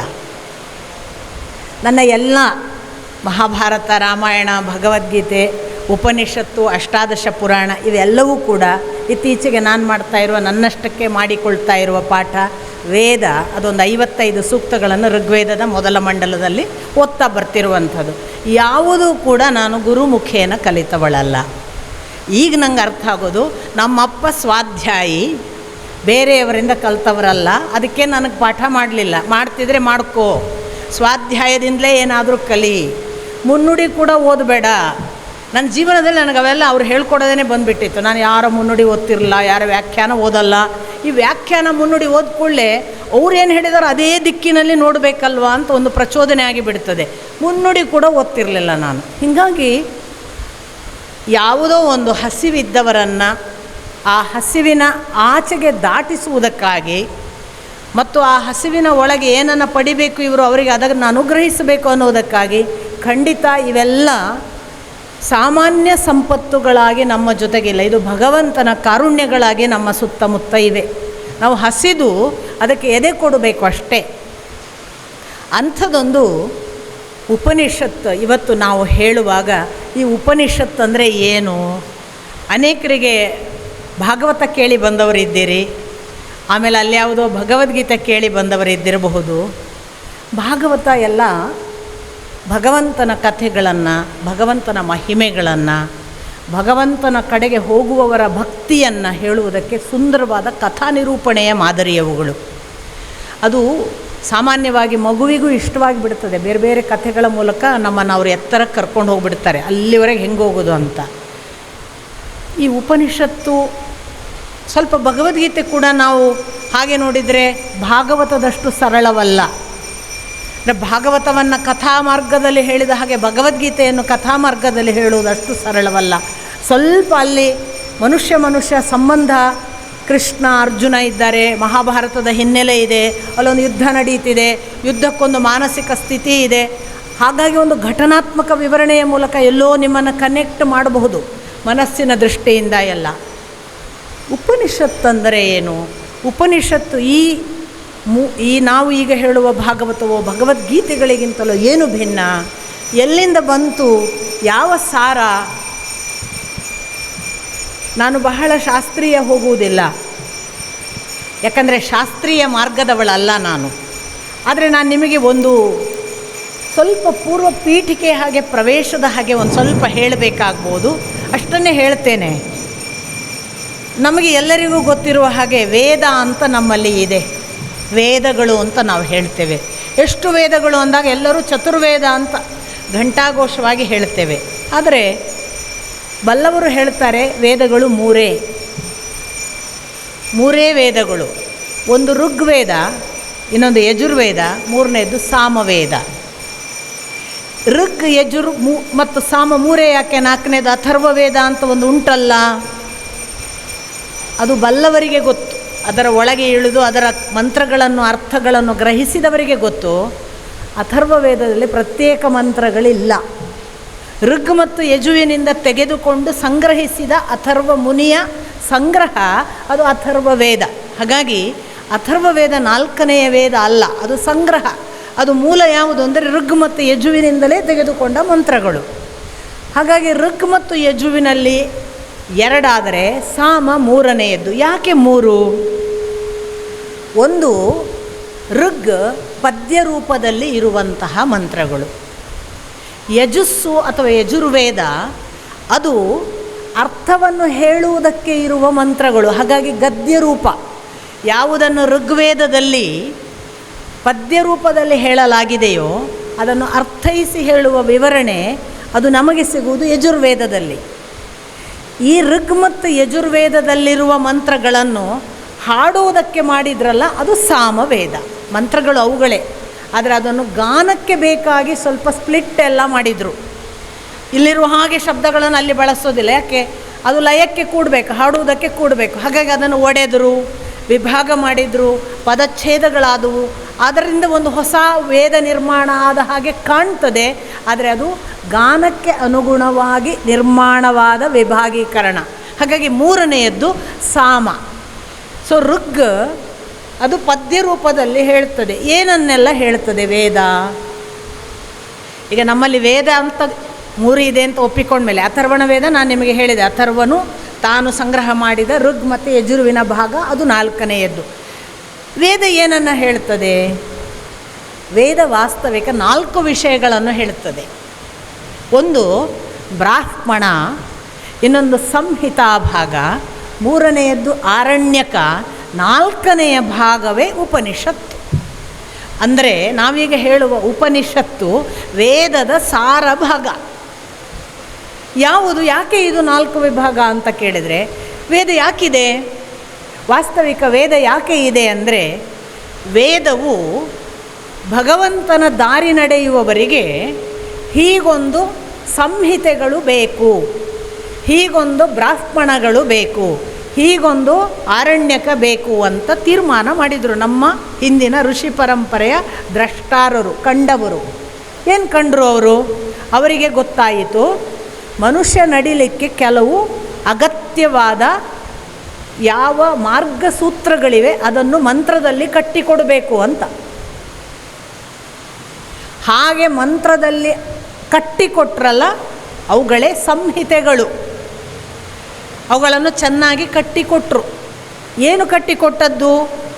ಯಾವುದನ್ನು ಬದುಕಿನಲ್ಲಿ ಮೊದಲು ತಿಳಿಯಬೇಕು ಭಗವಂತನ ಕುರಿತು ಅವುಗಳನ್ನೆಲ್ಲ ಮಂತ್ರ ರೂಪದಲ್ಲಿ ಕಟ್ಟುವಾಗ ಆ ಸಂಹಿತೆಗಳನ್ನು, ಬ್ರಹ್ಮಚರ್ಯ ಅಂತ ಒಂದು ಅನುಭವದ ಸ್ಥಿತಿ ಇದೆಯಲ್ಲ ನಮ್ಮದು, ಬಾಲ್ಯದಿಂದ ಬ್ರಹ್ಮಚರ್ಯ ಅಂತ 8ರಿಂದ, ಆ ಸಂದರ್ಭದಲ್ಲಿ ಓದಬೇಕಾದ ಭಾಗ ಅಂತ ಬ್ರಹ್ಮಚರ್ಯ ಆಶ್ರಮಕ್ಕೆ ಸಂಹಿತಾ ಭಾಗ. ಇನ್ನು ಅದರ ಅರ್ಥಭಾಗ ಯಾವುದು ಅಂದರೆ, ವೇದಗಳಲ್ಲಿ ನಮಗೆ ಅರ್ಥಭಾಗ ಯಾವುದು ಅಂತ ಕೇಳಿದರೆ ಸಂಹಿತೆಗಳನ್ನು ಅರ್ಥೈಸಿಕೊಂಡು ಯಜ್ಞಯಾಗಗಳನ್ನು ಮಾಡಬೇಕು ನಾವು. ಆ ಭಾಗಕ್ಕೆ ಬ್ರಾಹ್ಮಣ ಅಂತ ಕರೆದ್ರು. ಬ್ರಹ್ಮ, ವೇದ ಅನ್ನುವುದಕ್ಕೆ ಬ್ರಹ್ಮ ಅಂತ ಒಂದು ಹೆಸರು. ವೇದಕ್ಕೇ ಬ್ರಹ್ಮ ಅಂತ. ಯಾಕೆ? ಅದು ಬ್ರಹ್ಮನನ್ನು ತಿಳಿಸುವುದಕ್ಕೆ ಇರುವ ದೊಡ್ಡ ಸಂಪತ್ತು ಅದೇ ಬ್ರಹ್ಮ. ಅಣ ಅಂದರೆ ಅರ್ಥ. ಬ್ರಹ್ಮ ಅಣ, ಬ್ರಹ್ಮಾಣ ವಾಸ್ತವಿಕ ಶಬ್ದ. ಈ ಬ್ರಹ್ಮಾಣ ಅನ್ನುವುದೇ ಕೆಲವೊಮ್ಮೆ ಉಚ್ಚಾರಕ್ಕೆ ಅನುಕೂಲ ಆಗುವ ಹಾಗೆ ನಾವು ಆಚೆ ಈಚೆ ಮಾಡ್ತೇವೆ ಅಲ್ವಾ? ಆ ಅರ್ಥದಲ್ಲಿ ಬ್ರಾಹ್ಮಣ ಆಯಿತು. ಯಜ್ಞ ಭಾಗಕ್ಕೆ ಅದಕ್ಕೇ ನೋಡಿ, ನಮ್ಮಲ್ಲಿ ಮಂತ್ರಗಳನ್ನು ತಿಳಿದವನು ಪೌರೋಹಿತ್ಯಕ್ಕೆ ಬಂದು ಅದನ್ನು ಯಜ್ಞಯಾಗ ಮಾಡಿಸುವುದಕ್ಕೆ ಕೂತ್ಕೊಳ್ತಾನೆ. ಮೊದಲು ಅವನು ವೇದದ ಮಂತ್ರ ಸಂಹಿತೆಯನ್ನು ಕಲಿತಾನೆ. ಸಂಹಿತೆಯನ್ನು ಕಲಿತ ಮೇಲೆ ಅದರ ಆಚರಣ ಭಾಗವಾಗಿ ಹೇಗೆ ಯಜ್ಞಯಾಗ ಮಾಡಬೇಕು, ಕರ್ಮಭಾಗವನ್ನು ತಿಳಿಸುವುದಕ್ಕೆ ಕೂತ್ಕೊಳ್ತಾನಲ್ಲ, ಅದು ಅದರ 2ನೆಯ ಸ್ಥಿತಿ, ಅದು ಬ್ರಾಹ್ಮಣ. ಅದನ್ನು ಯಾವಾಗ ಮಾಡೋದು? ಯಜ್ಞಯಾಗಗಳನ್ನು ಯಾರು ಮಾಡೋದು ಅಂದರೆ, ಯಾರು ಗೃಹಸ್ಥ ಆಶ್ರಮಿಗಳು ಅವರು ಮದುವೆ ಆಗಿರಬೇಕು, ದಾಂಪತ್ಯ ಇರಬೇಕು, ದಂಪತಿಗಳು ಕೂತು ಮಾಡಬೇಕು. ಅದು 2ನೆಯ ಭಾಗ. 3ನೆಯದೊಂದು ಉಂಟು. 3ನೇದು ಯಾವುದು ಅಂದರೆ, ನಮಗೆಲ್ಲರಿಗೂ ಕೂಡ ಒಂದು ದಿವಸ ಸಾಕು ಸಂಸಾರ ಅನ್ನಿಸ್ತದೆ, ನಿವೃತ್ತಿ ಬರುತ್ತೆ. ಅದು ವಾನಪ್ರಸ್ಥ ಆಶ್ರಮ ಅಂತ ಅದಕ್ಕೆ ಹೆಸರು. ಗೃಹಸ್ಥಾಶ್ರಮದಲ್ಲಿ ಯಜ್ಞಯಾಗ ಮಾಡಬೇಕು. ನಮಗೆ ಸಂಸಾರ ಸಾಕು, ನಾವಿನ್ನು ದೇವರ ದಾರಿ ನಡೆಯೋಣ, ಬ್ರಹ್ಮಚರ್ಯದ ಮತ್ತು ಗೃಹಸ್ಥಾಶ್ರಮದ ಕೆಲಸ ಎಲ್ಲ ಮುಗಿಸಿದ್ದೇವೆ, ಕರ್ಮ ಎಲ್ಲ ಮುಗಿದಿದೆ ನಮ್ಮದು, ಇನ್ನು ನಾವು ದೇವರ ಕುರಿತು ತಿಳಿಯೋಣ ಅನ್ನೋ ಅನುಸಂಧಾನಕ್ಕೆ ಇಳಿತೇವಲ್ಲ, ಅದು ಆಗ ನಾವು ಒಂದು ದೃಷ್ಟಿಯಿಂದ ಈ ಬದುಕಿನಿಂದ ವಿಮುಖರಾಗುವ ಅರಣ್ಯದಲ್ಲಿ ವಾಸ ಮಾಡ್ತೇವೆ ಅಂತ ಆ ಕಾಲಕ್ಕೆ. ಈ ಅರಣ್ಯ ಅನ್ನೋದನ್ನು ಫಿಸಿಕಲ್ ಅರಣ್ಯ ಅಂತ ತಿಳಿಬೇಕಾಗಿಲ್ಲ. ಮಾನಸಿಕವಾಗಿ ಈ ಲೋಕದ ಗಲಾಟೆಯಿಂದ ಏಕಾಂತಕ್ಕೆ ಬರಬೇಕು ಅಂತ ಅರ್ಥ. ಮನೆಯಲ್ಲೇ ಕೂತ್ಕೊಂಡು ಏಕಾಂತದಲ್ಲೂ ನಾವು ಅನುಸಂಧಾನ ಮಾಡ್ಬೋದು, ಅದು ಆರಣ್ಯಕ. ಅರಣ್ಯದಲ್ಲಿ ಕೂತು ಅನುಸಂಧಾನ ಮಾಡಬೇಕಾದ ಭಾಗವೇ ಆರಣ್ಯಕ. ಈ 3 ಹಂತಗಳಲ್ಲದೆ ವೇದದಿಂದ ಒಂದು ಕಡೆ ಸಂಹಿತೆ, ಒಂದು ಕಡೆ ಯಜ್ಞಯಾಗದ ಕರ್ಮ, ಇನ್ನೊಂದು ಕಡೆ ಆರಣ್ಯಕಗಳನ್ನೆಲ್ಲ ಮಾಡಿದಾಗ ತಿಳಿಯುವ ಸಾರಭೂತವಾದ ಸತ್ಯಗಳಿವೆಯಲ್ಲ, ದರ್ಶನಗಳಿವೆಯಲ್ಲ, ಅದು ಉಪನಿಷತ್. ವೇದದ ಪರಮಸಾರ ಕೊನೆಯ ಭಾಗ ಅದು ಉಪನಿಷತ್. ಹಾಗಾಗಿ ಈ ಉಪನಿಷತ್ ಅನ್ನುವುದು ನಾವು ಬೇರೆ ಬೇರೆ ಹೆಸರಿನಲ್ಲಿ ಹೇಳಿದಾಗಲೂ ಕೂಡ ಸ್ಪಷ್ಟವಾಗಿ ನಮಗೆ ಗೊತ್ತಿರಬೇಕಾದ ಒಂದು ವಿಷಯ ಏನು ಅಂದರೆ, ಇವೆಲ್ಲವೂ ವೇದಗಳ ಸಾರ ಭಾಗ. ಹಾಗಾದರೆ ವೇದದಲ್ಲಿ ಎಷ್ಟಿದೆ ಅಲ್ಲ, ಒಂದೊಂದು ಲೆಕ್ಕ ಮಾಡಿದರೆ 1137 ಶಾಖೆಗಳು ವೇದಕ್ಕೆ. 137 ಶಾಖೆಯಲ್ಲೂ ಒಂದೊಂದು ಉಪನಿಷತ್ತಿದೆ. ಅರ್ಥಾತ್ 1137 ಉಪನಿಷತ್ತುಗಳು ಇದ್ದು ಒಂದು ಕಾಲಕ್ಕೆ ಅಂತ ವಿವರಣೆ ಕೊಡ್ತಾರೆ ಬಲ್ಲವರು. 1137 ಶಾಖೆಗಳಿದ್ದಂತಹ ಉಪನಿಷತ್ತು ಬರ್ಬರ್ತಾ ಎಷ್ಟು ಕಡಿಮೆ ಆಯಿತು ನೋಡಿ. ಒಂದು ಕಾಲಕ್ಕೆ ಋಗ್ವೇದದಲ್ಲಿ 24 ಶಾಖೆ ಇತ್ತು ಅಂತ ಹೇಳ್ತಾರೆ. 101 ಶಾಖೆಗಳು ಯಜುರ್ವೇದದಲ್ಲಿ, 1000 ಶಾಖೆಗಳು ಸಾಮದಲ್ಲಿ, ಹಾಗೆ ಇದ್ದು 12 ಶಾಖೆಗಳು ಅಥರ್ವದಲ್ಲಿ, 1137 ಶಾಖೆಗಳಿದ್ದದ್ದು ಬರ್ಬರ್ತಾ ಋಗ್ವೇದಕ್ಕೆ 3 ಶಾಖೆಗಳಾದುವಂತೆ, 24 ನಶಿಸಿತು ಅಂತ. ಶಾಖೆಗಳೆಲ್ಲ ಹೋದವು, ಎಲ್ಲಿ ಹೋದವು ಗೊತ್ತಿಲ್ಲ. ಶಾಕಲ, ಭಾಷ್ಕಲ ಮತ್ತು ಸಾಂಖ್ಯಾಯನ 3 ಶಾಖೆ ಉಳಿಯಿತು ಋಗ್ವೇದದಲ್ಲಿ ಅಂತಾರೆ. ನಾಶ ಆಗ್ತಾ ಬಂತು ಅಂತ. ಯಜುರ್ವೇದದಲ್ಲಿ 5 ಉಳಿಯಿತು ಅಂತಾರೆ. ಕಠ, ತೈತಿರಿಯ ಈ ಥರದ ಒಂದು 5 ಹೆಸರುಗಳನ್ನು ಹೇಳಿ ಅಲ್ಲಿ 5 ಉಳಿಯಿತು ಅಂತಾರೆ. ಅದರ ಆಚೆಗೆ ಬಂದರೆ ಅಥರ್ವ ವೇದದಲ್ಲಿ 1 ಉಳಿಯಿತು ಅಂತಾರೆ. ಹೀಗೆ ಕಡಿಮೆ ಹಾಕ್ಕೊಂಡು ಬಂದು ಒಂದು ದೃಷ್ಟಿಯಿಂದ ನಮ್ಮಂಥವ್ರಿಗೆ ಲೆಕ್ಕ ನೆನಪಿಟ್ಕೊಳ್ಳಿಕ್ಕೆ 1137 ಯಾರು ತಲೆ ಹಾಳು ಮಾಡಿಕೊಳ್ಳೋದು. 12 ಹೆಸರು ಹೇಳ್ತಾರೆ, ಕಡೆಗೆ ಉಳಿದದ್ದು 12 ಅಂತ. ಹಾಗಾಗಿ ಆರ್ಗ್ಯುಮೆಂಟ್ ಏನಂದರೆ, ಪ್ರಥಮದಲ್ಲಿ 1137 ಉಪನಿಷತ್ತುಗಳು ಇದ್ದುವು. ನಿಮಗೆ ಗೊತ್ತಿರಬಹುದು, ಇಲ್ಲೇ ಚಿಕ್ಕಮಗಳೂರಿನ ಮಂಜುನಾಥ ಭಟ್ರು ಅಂತ 1137 ಉಪನಿಷತ್ತನ್ನು ಸಂಕಲಿಸಿದ್ದಾರೆ. ಈಗಲೂ ಉಂಟು ಅಂತ, ಸಿಗುತ್ತೆ ಹುಡುಕಿದರೆ. ಅವರ ಪುಸ್ತಕವನ್ನು ಕಳೆದ ವರ್ಷವೇನು ನಾನೇ ಬಿಡುಗಡೆ ಮಾಡಿದೆ. 1137 ಉಪನಿಷತ್ತಿನ ಒಟ್ಟು ಸಾರ ಸಂಗ್ರಹವನ್ನು ಸುಮಾರು 1,000 ಪುಟಕ್ಕೂ ಮೇಲಿನ ಒಂದು ಗ್ರಂಥವಾಗಿ ಅವರು ಪ್ರಕಟ ಮಾಡಿದ್ದಾರೆ. ಅಂದರೆ ಉಂಟು, ಈಗಲೂ ಹುಡುಕಿದರೆ ಉಂಟು. ಬಟ್ ಪ್ರಚಲಿತವಾಗಿ ಉಳಿದದ್ದು 12. ಅದರಲ್ಲೂ 10 ಮಾತ್ರ ನಾವು ಇವತ್ತು ಬಹಳ ಪ್ರಮುಖವಾಗಿ ಗಮನಿಸೋದು. ಯಾಕೆ 10? ಒಂದು ಶಾಖೆಗಳು ನಾಶವಾಗಿ ಉಳಿದದ್ದೇ 12 ಅಂತ. ಇನ್ನೊಂದು ಕಾರಣ, ನಮ್ಮಲ್ಲಿ ಉಪನಿಷತ್ತುಗಳಿಗೆ ಭಾಷ್ಯ ಬರೆದವರು ಶಂಕರಾಚಾರ್ಯರು ಮತ್ತು ಮಧ್ವಾಚಾರ್ಯರು. ಆಮೇಲೆ ವೇದವ್ಯಾಸರು ಬ್ರಹ್ಮಸೂತ್ರಕ್ಕೆ ಭಾಷ್ಯ ಬರೆಯುವಾಗ ಅಥವಾ ಬ್ರಹ್ಮಸೂತ್ರವನ್ನು ಬರೆಯುವಾಗ, ಬ್ರಹ್ಮಸೂತ್ರಕ್ಕೆ ಭಾಷ್ಯ ಅಲ್ಲ, ವೇದವ್ಯಾಸರು ಬ್ರಹ್ಮಸೂತ್ರವನ್ನು ರಚಿಸುವಾಗ ಅವರೇನು ಮಾಡಿದ್ದಾರೆ, ಉಪನಿಷತ್ತುಗಳನ್ನು ಆಧಾರ ತಗೊಂಡಿದ್ದಾರೆ. ಅದು ಶಾಸ್ತ್ರದ ಕುರಿತು ಅಧಿಕೃತವಾಗಿ ಹೇಳುವ ಗ್ರಂಥ ಬ್ರಹ್ಮಸೂತ್ರ. ಶಾಸ್ತ್ರ ಹೀಗೆ ನಿರ್ಣಯ ಯಾಕೆ ಮಾಡಬೇಕು ಅನ್ನೋದನ್ನು ಹೇಳುವ ಗ್ರಂಥ. ಈ ಬ್ರಹ್ಮಸೂತ್ರವನ್ನು ಅವರು ಅಧಿಕೃತವಾಗಿ ಬರೆಯುವಾಗ ಆಧಾರ ಕೊಡುವುದಕ್ಕೆ ಉಪನಿಷತ್ತುಗಳನ್ನು ತಗೊಳ್ತಾರಲ್ಲ, ಅವರು ತಗೊಂಡದ್ದು 10 ಉಪನಿಷತ್ತು. ಅವರು 10 ಉಪನಿಷತ್ತು ತೆಗೆದುಕೊಂಡದ್ದರಿಂದ ನಾವು 10 ಹಿಡ್ಕೊಂಡ್ವಿ. ಒಂದು, ಶಂಕರಾಚಾರ್ಯರು ಉಪನಿಷತ್ತಿಗೆ ಭಾಷ್ಯ ಬರೆಯುವಾಗ 1137ಕ್ಕೆ ಬರೀಲಿಲ್ಲ ಅಥವಾ 12ಕ್ಕೆ ಬರೀಲಿಲ್ಲ, ಅವರು 10 ಉಪನಿಷತ್ತಿಗೆ ಭಾಷ್ಯ ಬರೆದಿದ್ದಾರೆ. ಮಧ್ವಾಚಾರ್ಯರು ಕೂಡ ಹಾಗೆ 10 ಉಪನಿಷತ್ತುಗಳಿಗೆ ಭಾಷ್ಯ ಬರೆದಿದ್ದಾರೆ. ರಾಮಾನುಜಾಚಾರ್ಯರು ಭಾಷ್ಯ ಬರೀಲಿಲ್ಲ. ಅವರು ಆ ಉಪನಿಷತ್ತಿನ ಪದಗಳ ಅರ್ಥವನ್ನು ಗ್ರಹಿಸುವುದು ಹೇಗೆ ಅಂತ ಉಪನಿಷತ್ ಪದ ಸಾರ ಸಂಗ್ರಹ ಅಂತ ಪುಸ್ತಕ ಬರೆದ್ರೆ ಹೊರತು ಅವರು ಭಾಷ್ಯ ಬರೀಲಿಲ್ಲ. ಅರ್ಥಾತ್ ನಮಗೆ ಆಚಾರ್ಯರು 10 ಉಪನಿಷತ್ತುಗಳನ್ನು ಭಾಷ್ಯಕ್ಕೆ ತೆಗೆದುಕೊಂಡದ್ರಿಂದ ಪ್ರಚಲಿತವಾಗಿ ಜನ 10 ಉಪನಿಷತ್ತನ್ನು ಇಟ್ಟುಕೊಂಡೆವು, ಉಳಿದದ್ದನ್ನು ಬಿಟ್ಟುಕೊಟ್ಟೆವು. ಹಾಗಾಗಿ ಇವತ್ತು ನಾವು ಹೇಳುವ ಉಪನಿಷತ್ತುಗಳಲ್ಲಿ 10 ಮಾತ್ರ ಇದೆ. ಅದರಲ್ಲಿ ಋಗ್ವೇದದಿಂದ 1 ಐತರೇಯ ಉಪನಿಷತ್ತು ಅಂತ, ಯಜುರ್ವೇದದಿಂದ 4 ಕಠ, ತೈತ್ತಿರೀಯ. ಅಲ್ಲಿ ಗಮನಿಸಬೇಕು, ಯಾವುದನ್ನು ಯಾಜ್ಞೀಯ ಮಂತ್ರೋಪನಿಷತ್ತು ಅಥವಾ ಈಶಾ ಅಂತ ಹೇಳ್ತೇವೆ ಅದು ಕೂಡ ಅಲ್ಲಿಯೇ ಬರೋದು. ಯಜುರ್ವೇದದಿಂದ ಈಶಾವಾಸ್ಯ ಉಪನಿಷತ್ತು ಮತ್ತು ಬೃಹದಾರಣ್ಯಕ, ಇವು 4 ಯಜುರ್ವೇದದಿಂದ ಬಂತು. 4 + 1 5 ಆಯಿತು, ನಮಗೆ ಗೊತ್ತಾಯಿತು. ಇನ್ನು ನಾವು ನೋಡುವ ಇನ್ನು 3 ಅಥರ್ವದಿಂದ ಬಂದದ್ದು ಷಟ್ಪ್ರಶ್ನೋಪನಿಷತ್ತು ಅಂತ 1 ಅಥವಾ ಪ್ರಶ್ನೋಪನಿಷತ್ತು, ಮುಂಡಕ ಅಂತ 2ನೇದ್ದು, ಮಾಂಡೂಕ ಅಂತ 3ನೇದ್ದು. ಇದು 8 ಆಯಿತು. ಇನ್ನು 2 ಉಳಿಯಿತು. ಅದು ನಾವು ಸಾಮದಿಂದ ತೆಗೆದುಕೊಂಡದ್ದು.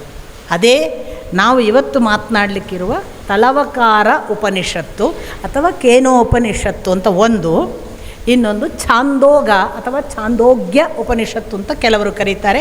ಛಾಂದೋಗೋಪನಿಷತ್ತು ಅಂತ ಹೇಳುವುದು ಸಂಧಿಯ ದೃಷ್ಟಿಯಿಂದ ಕರೆಕ್ಟ್. ಛಾಂದೋಗ + ಉಪನಿಷತ್, ಛಾಂದೋಗೋಪನಿಷತ್. ಇಷ್ಟು 10 ನಾವು ಪ್ರಮುಖವಾಗಿ ಪರಿಗಣಿಸ್ತೇವೆ. ಉಪನಿಷತ್ತುಗಳಲ್ಲಿ 10. ಈ 10ರಲ್ಲಿ ನಾನು ನಿಮಗೆ ಹೇಳಿದೆ, ಸಾಮವೇದದ ಶಾಖೆಯಾಗಿ ತಲವಕಾರ ಅಥವಾ ಕೇನ ಉಪನಿಷತ್ತು ಅಂತ. ಈ ತಲವಕಾರ ಅಥವಾ ಕೇನ ಉಪನಿಷತ್ತನ್ನು ಯಾಕೆ ತಲವಕಾರ ಅಂತ ಕರೀತಿದ್ರು, ಯಾಕೆ ಕೇನ ಅಂತ ಕರೀತಿದ್ರು, 2 ಹೆಸರು ಬಳಕೆಯಲ್ಲಿದೆ. ನಮ್ಮ ಅಪ್ಪ ಹೇಳ್ತಾರೆ, ಹಿಂದೆ ಸಾಮಗಾನವನ್ನು ತಾಳ ಮೂಲಕ ಈ ತಳವನ್ನೇ ತಾಳಕ್ಕೆ ಬಳಸಿ ಹಾಡುವ ಕ್ರಮದವರು ಋಷಿಗಳು ಇದ್ದರು. ಅವರಿಗೆ ತಳವಕಾರರು ಅಂತ ಹೆಸರಿತ್ತು. ಆ ತಳವಕಾರರು ಕಂಡ ದೃಷ್ಟಾರರಾಗಿ ಕಂಡ ಸತ್ಯವೇ ಈ ಉಪನಿಷತ್ತು. ಒಂದು ಏನು ನಮಗೆ ಗೊತ್ತಿರಬೇಕಾದ್ದು ಅಂದರೆ, ಪ್ರತಿ ಉಪನಿಷತ್ತು ಒಬ್ಬೊಬ್ಬ ಋಷಿಯಿಂದ ಕಂಡದ್ದು, ಋಷಿ ಕಂಡದ್ದು. ಕಠ ಅಂತ ನಾವು ಉಪನಿಷತ್ತು ಹೇಳ್ತೇವೆ, ಕಠ ಅನ್ನುವ ಋಷಿ ಕಂಡದ್ದು. ತೈತ್ತಿರೀಯ ಅಂತ ಉಪನಿಷತ್ತು ಹೇಳ್ತೇವೆ, ತಿತ್ತಿರಿ ಅನ್ನುವ ಋಷಿಗಳು ಕಂಡದ್ದು. ಹೀಗೆ ಕಾಠಕ ಉಪನಿಷತ್ತು, ತೈತ್ತಿರೀಯ ಉಪನಿಷತ್ತು ಇದ್ದ ಹಾಗೆಯೇ ಇಲ್ಲಿ ನಾವು ಈ ನಿರ್ದಿಷ್ಟ ಉಪನಿಷತ್ತನ್ನು ತಳವಕಾರ ಅನ್ನುವ ಋಷಿಗಳು ಕಂಡದ್ದರಿಂದ ತಳವಕಾರೋಪನಿಷತ್ತಂತ ಒಂದು ಹೆಸರು. ಇನ್ನೊಂದು ಅದಕ್ಕೆ ಹೆಸರು ಕೇನ ಅಂತ. ಕೇನ ಯಾಕೆ ನಿಮಗೆ ಗೊತ್ತು. ಈಶೋಪನಿಷತ್ತಂತ ಈಶಾವಾಸ್ಯ ಉಪನಿಷತ್ತಿಗೆ ಹೆಸರಿದೆ. ಅಲ್ಲಿ ಯಾಕೆ ಈಶಾ? ಕೇನೋಪನಿಷತ್ತು ಅಂತ ಇದಕ್ಕೆ ಹೆಸರಿದೆ. ಅಲ್ಲಿ ಯಾಕೆ ಕೇನ? ತುಂಬ ಸರಳವಾಗಿ ಉದಾಹರಣೆ ಕೊಡುವುದಾದರೆ, ಕೇನೇಷಿತಂ ಪತತಿ ಪ್ರೇಷಿತಂ ಮನಃ ಕೇನ ಪ್ರಾಣ ಅಂತ ಕೇನ ಕೇನ ಕೇನ ಅನ್ನುವ ಅಥವಾ ಶಬ್ದದಿಂದ ಅದು ಪ್ರಾರಂಭ ಆಗ್ತದೆ. ಯಾವುದು ಪ್ರಥಮದಲ್ಲಿ ಯಾವ ಶಬ್ದದಿಂದ ಪ್ರಾರಂಭ ಆಯಿತು ಆ ಮೂಲಕ ನೆನಪಿಡ್ಲಿಕ್ಕೆ ಸುಲಭ ಅಂತ ಇದು ಕೇನೋಪನಿಷತ್ತು. ಈಶಾವಾಸ್ಯಮಿದಂ ಸರ್ವಂ ಯತ್ಕಿಂಚ ಜಗತ್ಯಾಂ ಜಗತ್ ತೇನ ತ್ಯಕ್ತೇನ ಭುಂಜೀತ ಮಾಗ್ರದತ್ ಕಸ್ಯ ಸ್ವಿಧನಂ ಅಂತ ಅಲ್ಲಿ ಪ್ರಥಮ ಶ್ಲೋಕ ಈಶಾವಾಸ್ಯದಲ್ಲಿ. ಆಗ ಏನು ಮಾಡಿದರು, ಓಹೋ ಇದು ಈಶಾವಾಸ್ಯಮಿದಂ ಅಂತ ಶುರುವಾಗುತ್ತೆ, ಈಶೋಪನಿಷತ್ ಅಂತ ಕರೆಯುವ. ಕೇಳಿದ ಕೂಡಲೇ ಗೊತ್ತಾಗುತ್ತೆ ಇದು ಈಶಾವಾಸ್ಯದ್ದು ಅಂತ. ಹಾಗೆ ಹೆಸರು ಬಂತು.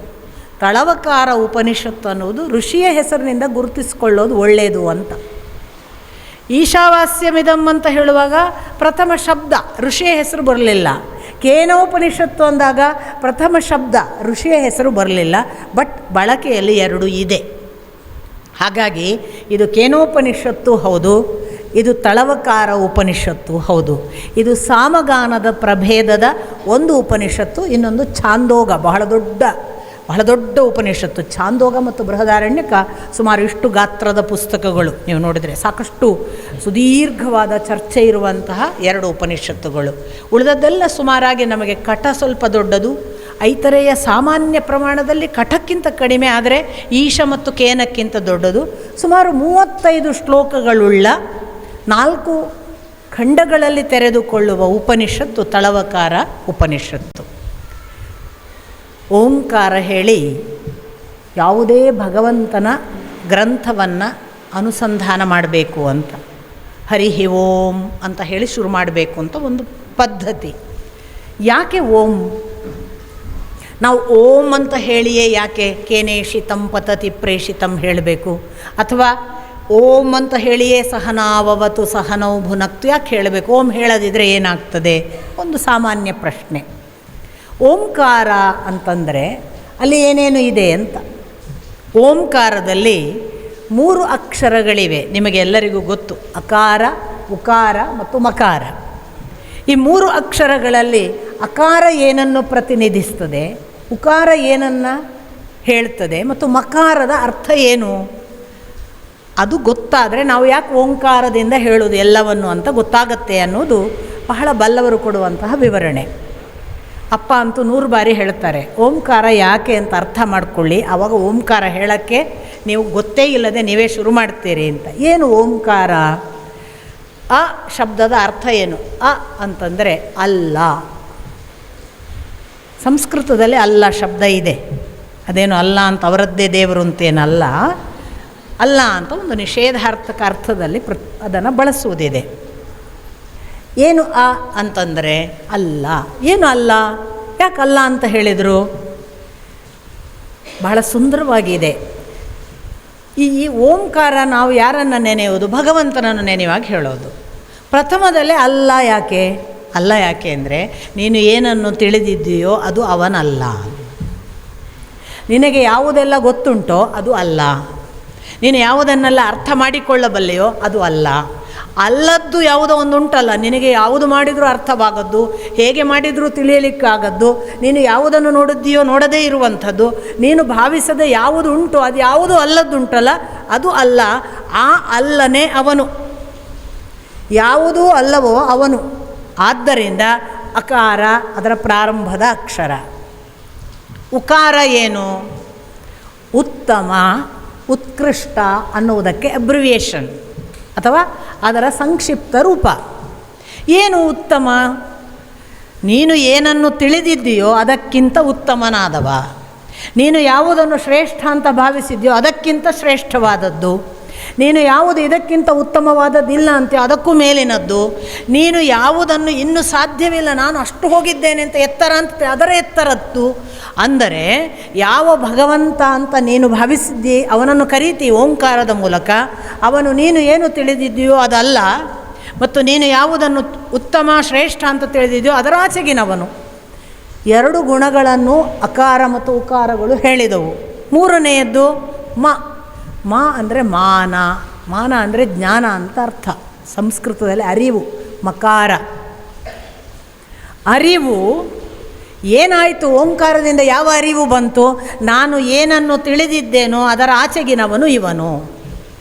ನನಗೆ ಯಾವುದು ಶ್ರೇಷ್ಠ ಅಂತ ಅರ್ಥವಾಗಿದೆಯೋ ಅದರ ಆಚೆಗಿನ ಶ್ರೇಷ್ಠನೊಬ್ಬನಿದ್ದಾನೆ, ಆ ಅವನು ಇವನು ಅನ್ನುವ ಅರ್ಥವಾದರೂ ತಿಳಿಯಿತಲ್ಲ.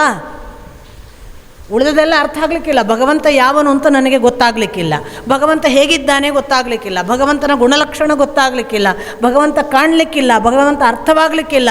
ಭಗವಂತ ಏನು ಅಂತ ಗೊತ್ತಾಗದೇ ಇದ್ದರೂ ಕೂಡ ನಾನು ತಿಳಿದವನಲ್ಲ ಅಂತ ಗೊತ್ತಾಯಿತಲ್ಲ. ನನಗೆ ಎಷ್ಟು ಅರ್ಥವಾಗಿದೆ ಅದಕ್ಕಿಂತ ಮೇಲಿನವನು ಅಂತ ಗೊತ್ತಾಯಿತಲ್ಲ. ಅಷ್ಟನ್ನು ತಿಳಿಸ್ತದಲ್ಲ, ಆದ್ದರಿಂದ ಅವನು ಓಂಕಾರ. ಆ ಜ್ಞಾನವನ್ನು ಕೊಡುತ್ತಲ್ಲ. ನಮಗೆ ತಿಳಿದರ ಆಚೆಗೆ ಅವನು ಇದ್ದಾನೆ, ನಮಗೆ ಗೊತ್ತಿರುವುದರ ಅಲ್ಲವಾಗಿ ಅವನು ಇದ್ದಾನೆ. ಅಂಥವನ ತಿಳುವಳಿಕೆಯನ್ನು ಅಟ್ಲೀಸ್ಟ್ ನಾನು ತಿಳಿದದ್ದಲ್ಲ, ನಾನು ತಿಳಿದದ್ದಕ್ಕಿಂತ ಉತ್ತಮನಾದವನು ಇವನು ಅನ್ನುವ ತಿಳುವಳಿಕೆಯನ್ನು ಉಂಟು ಮಾಡುವುದು ಓಂಕಾರ. ಆದ್ದರಿಂದ ಆ ಓಂಕಾರವನ್ನು ನೆನೆದು ಆರಂಭಿಸಿದರೆ ಕನಿಷ್ಠ ಅವನ ಎತ್ತರ ಮತ್ತು ಅವನು ಯಾವುದು ಅಲ್ಲವೋ ಅದು ಕಂಡಾದರೂ ಕಂಡೀತು ಅನ್ನುವ ಒಂದು ಹೋಪ್, ಒಂದು ಭರವಸೆ. ಅಷ್ಟಕ್ಕಾಗಿ ಪ್ರಾರ್ಥನೆ. ಆದ್ದರಿಂದ ಓಂಕಾರ ಪ್ರಾರ್ಥಿಸಬೇಕು ಅಂತ ಒಂದು ವಿವರಣೆ. ಈ ಓಂಕಾರ ಬಂತು ಎಲ್ಲಿಂದ? ಇದು ಎಲ್ಲೆಲ್ಲ ಇದೆ? ಋಗ್ವೇದದಲ್ಲಿ ಅಕಾರ ಅಂತ ಅಪ್ಪನದ್ದು, ಯಜುರ್ವೇದದಲ್ಲಿ ಉಕಾರ, ಸಾಮದಲ್ಲಿ ಮಕಾರ ಅಂತ ಅಪ್ಪನ ಒಂದು ವಿವರಣೆ. ಅಗ್ನಿಮೇಳೆ ಪುರೋಹಿತಂ ಅಂತ ಪ್ರಾರಂಭ ಆಗೋದು ಋಗ್ವೇದ. ಹಾಗಾಗಿ ಅದು ಅಕಾರದಿಂದ ಆರಂಭ ಆಯಿತು, ಮುಕ್ತಾಯ ಇಕಾರದಲ್ಲಿ ಆಗ್ತದೆ ಅಂತ ಒಂದು ಮಂತ್ರ, ಕೊನೆಯ ಮಂತ್ರವನ್ನು ಕೊಟ್ಟು ಮಾಡ್ತಾರೆ, ಇತಿ ಅಂತ. ಈ ಅಕಾರದಿಂದ ಆರಂಭವಾಗಿ ಇಕಾರದಿಂದ ಮುಕ್ತಾಯವಾಯಿತು, ಆದ್ದರಿಂದ ಅಕಾರ ಋಗ್ವೇದ. ಇಕಾರದಿಂದ ಆರಂಭವಾಗಿ ಉಕಾರದಲ್ಲಿ ಮುಕ್ತಾಯವಾಗ್ತದೆ ಯಜುರ್ವೇದ, ಆದ್ದರಿಂದ ಉಕಾರ ಯಜುರ್ವೇದ. ಸಾಮ ಇದೆರಡನ್ನೇ ಹಾಡುವುದು, ಅದೇ ಅಕಾರದಿಂದಲೇ ಆರಂಭ ಆಗ್ತದೆ, ಅದೇ ಉಕಾರದಿಂದ ಮುಕ್ತಾಯ ಆಗ್ತದೆ. ಯಾಕೆ ಮಕಾರ? ಯಾಕೆಂದರೆ ಎಲ್ಲವೂ ಗಾನ ಆದದ್ರಿಂದ ಅಂತ ಮುಕ್ತಾಯ, ಅಂತ ಆರಂಭ ಆಗುತ್ತೆ. ಹಾಗಾಗಿ ಮಕಾರ. ಆದ್ದರಿಂದ ಅಪ್ಪ ಹೇಳೋದು ಓಂಕಾರ ನಾವು ಹೇಳುವುದು ಅಂದರೆ ನಾವು 3 ವೇದಗಳನ್ನು ಹೇಳಿದ ಹಾಗೆ. ಅಕಾರ ಉಕಾರ ಮಕಾರವನ್ನು ನಾವು ಹೇಳ್ತಿದ್ದೇವೆ ಅಂತ ಅರ್ಥಾತ್ ನಾವು ಬೀಜಾಕ್ಷರವಾಗಿ ಋಗ್ವೇದ ಯಜುರ್ವೇದ ಸಾಮಗಳನ್ನು ಹೇಳ್ತಿದ್ದೇವೆ. ಅಷ್ಟು ಮಾತ್ರವಾ? ಅಷ್ಟು ಮಾತ್ರ ಅಲ್ಲ, ಈ ಓಂಕಾರದಲ್ಲಿ ಇನ್ನೂ ಅನೇಕ ಸಂಗತಿಗಳಿವೆ. ಓಂಕಾರ ಅನ್ನುವುದು ವಾಸ್ತವಿಕ ಅದರಿಂದಲೇ ಗಾಯತ್ರಿ. ಭೂಹು ಭುವಃ ಸ್ವಹ ಅಂತ ಅಕಾರ ಉಕಾರ ಮಕಾರಕ್ಕೆ ವ್ಯಾಹೃತಿಗಳು ಅಂತ. ಗಾಯತ್ರಿಯನ್ನು ನಾವು ಹೇಳುವಾಗ ನಾವು ಭೂಹು ಭುವಃ ಸ್ವಹ ಅಂತ ಹೇಳ್ತೇವೆ, ನಮಗೆ ಗೊತ್ತು. ಭೂರ್ಭುವ ಸ್ವಹ ತತ್ ಸವಿತುರ್ವರೇಣ್ಯಂ ಭರ್ಗೋ ದೇವಸ್ಯ ಧೀಮಹಿ ಧಿಯೋ ಯೋ ನಃ ಪ್ರಚೋದಯಾತ್ ಅಂತ ಹೇಳುವಾಗ ಅದು 3 ಭೂಹು ಭುವಃ ಸ್ವಹ ಮತ್ತು ಯಾವುದೂ ಅಲ್ಲ, ಅದು ಅಕಾರ ಇಕಾರ ಉಕಾರ ಮತ್ತು ಮಕಾರ. ಆದ್ದರಿಂದ ಓಂಕಾರದ ಇನ್ನೊಂದು ಬೆಳವಣಿಗೆ ಗಾಯತ್ರಿ. ಈ ಗಾಯತ್ರಿಯ ಬೆಳವಣಿಗೆಯೇ ಪುರುಷ ಸೂಕ್ತ. ತಚ್ಛಯೋರಾವೃಣೀಮಹೇ ಗಾತುಂ ಯಜ್ಞಾಯ, ಈ ಮಂತ್ರ ಬಂತು. ಪುರುಷ ಸೂಕ್ತವೇ ವೇದವಾದದ್ದು. ಹೀಗೆ 3 ಅನ್ನುವುದು ಅಲ್ಲಿ ಗಾಯತ್ರಿಯೂ ಹೌದು, 3 ಅನ್ನೋದು ತ್ರಿಲೋಕವೂ ಹೌದು. ಭೂಮಿ ಅಂತರಿಕ್ಷ ಮತ್ತು ಸ್ವರ್ಗ 3 ಬಂತು. ಅಷ್ಟು ಮಾತ್ರ ಅಲ್ಲ, 3 ನಮ್ಮ ತ್ರಿಗುಣಗಳು. ನಮ್ಮ ಸತ್ವ, ರಜಸ್ಸು ಮತ್ತು ತಮಸ್ಸನ್ನು ಅವು ಪ್ರತಿನಿಧಿಸ್ತವೆ. 3 ಅನ್ನುವುದು ನಮ್ಮ ತ್ರಿಕರಣಗಳು, ಕಾಯ, ವಾಚ, ಮನಸ್ಸ, ಇವುಗಳನ್ನು ಪ್ರತಿನಿಧಿಸ್ತದೆ. ಹಾಗಾಗಿ ಓಂಕಾರ ಅಂತ ನಾವು ಒಂದು ಹೇಳುವಾಗ ನಾವು ಇಷ್ಟೆಲ್ಲ ಸಂಗತಿಗಳನ್ನು ಒಳಗೊಳಿಸಿಕೊಂಡಿದ್ದೇವೆ ಬೀಜಾಕ್ಷರವಾಗಿ.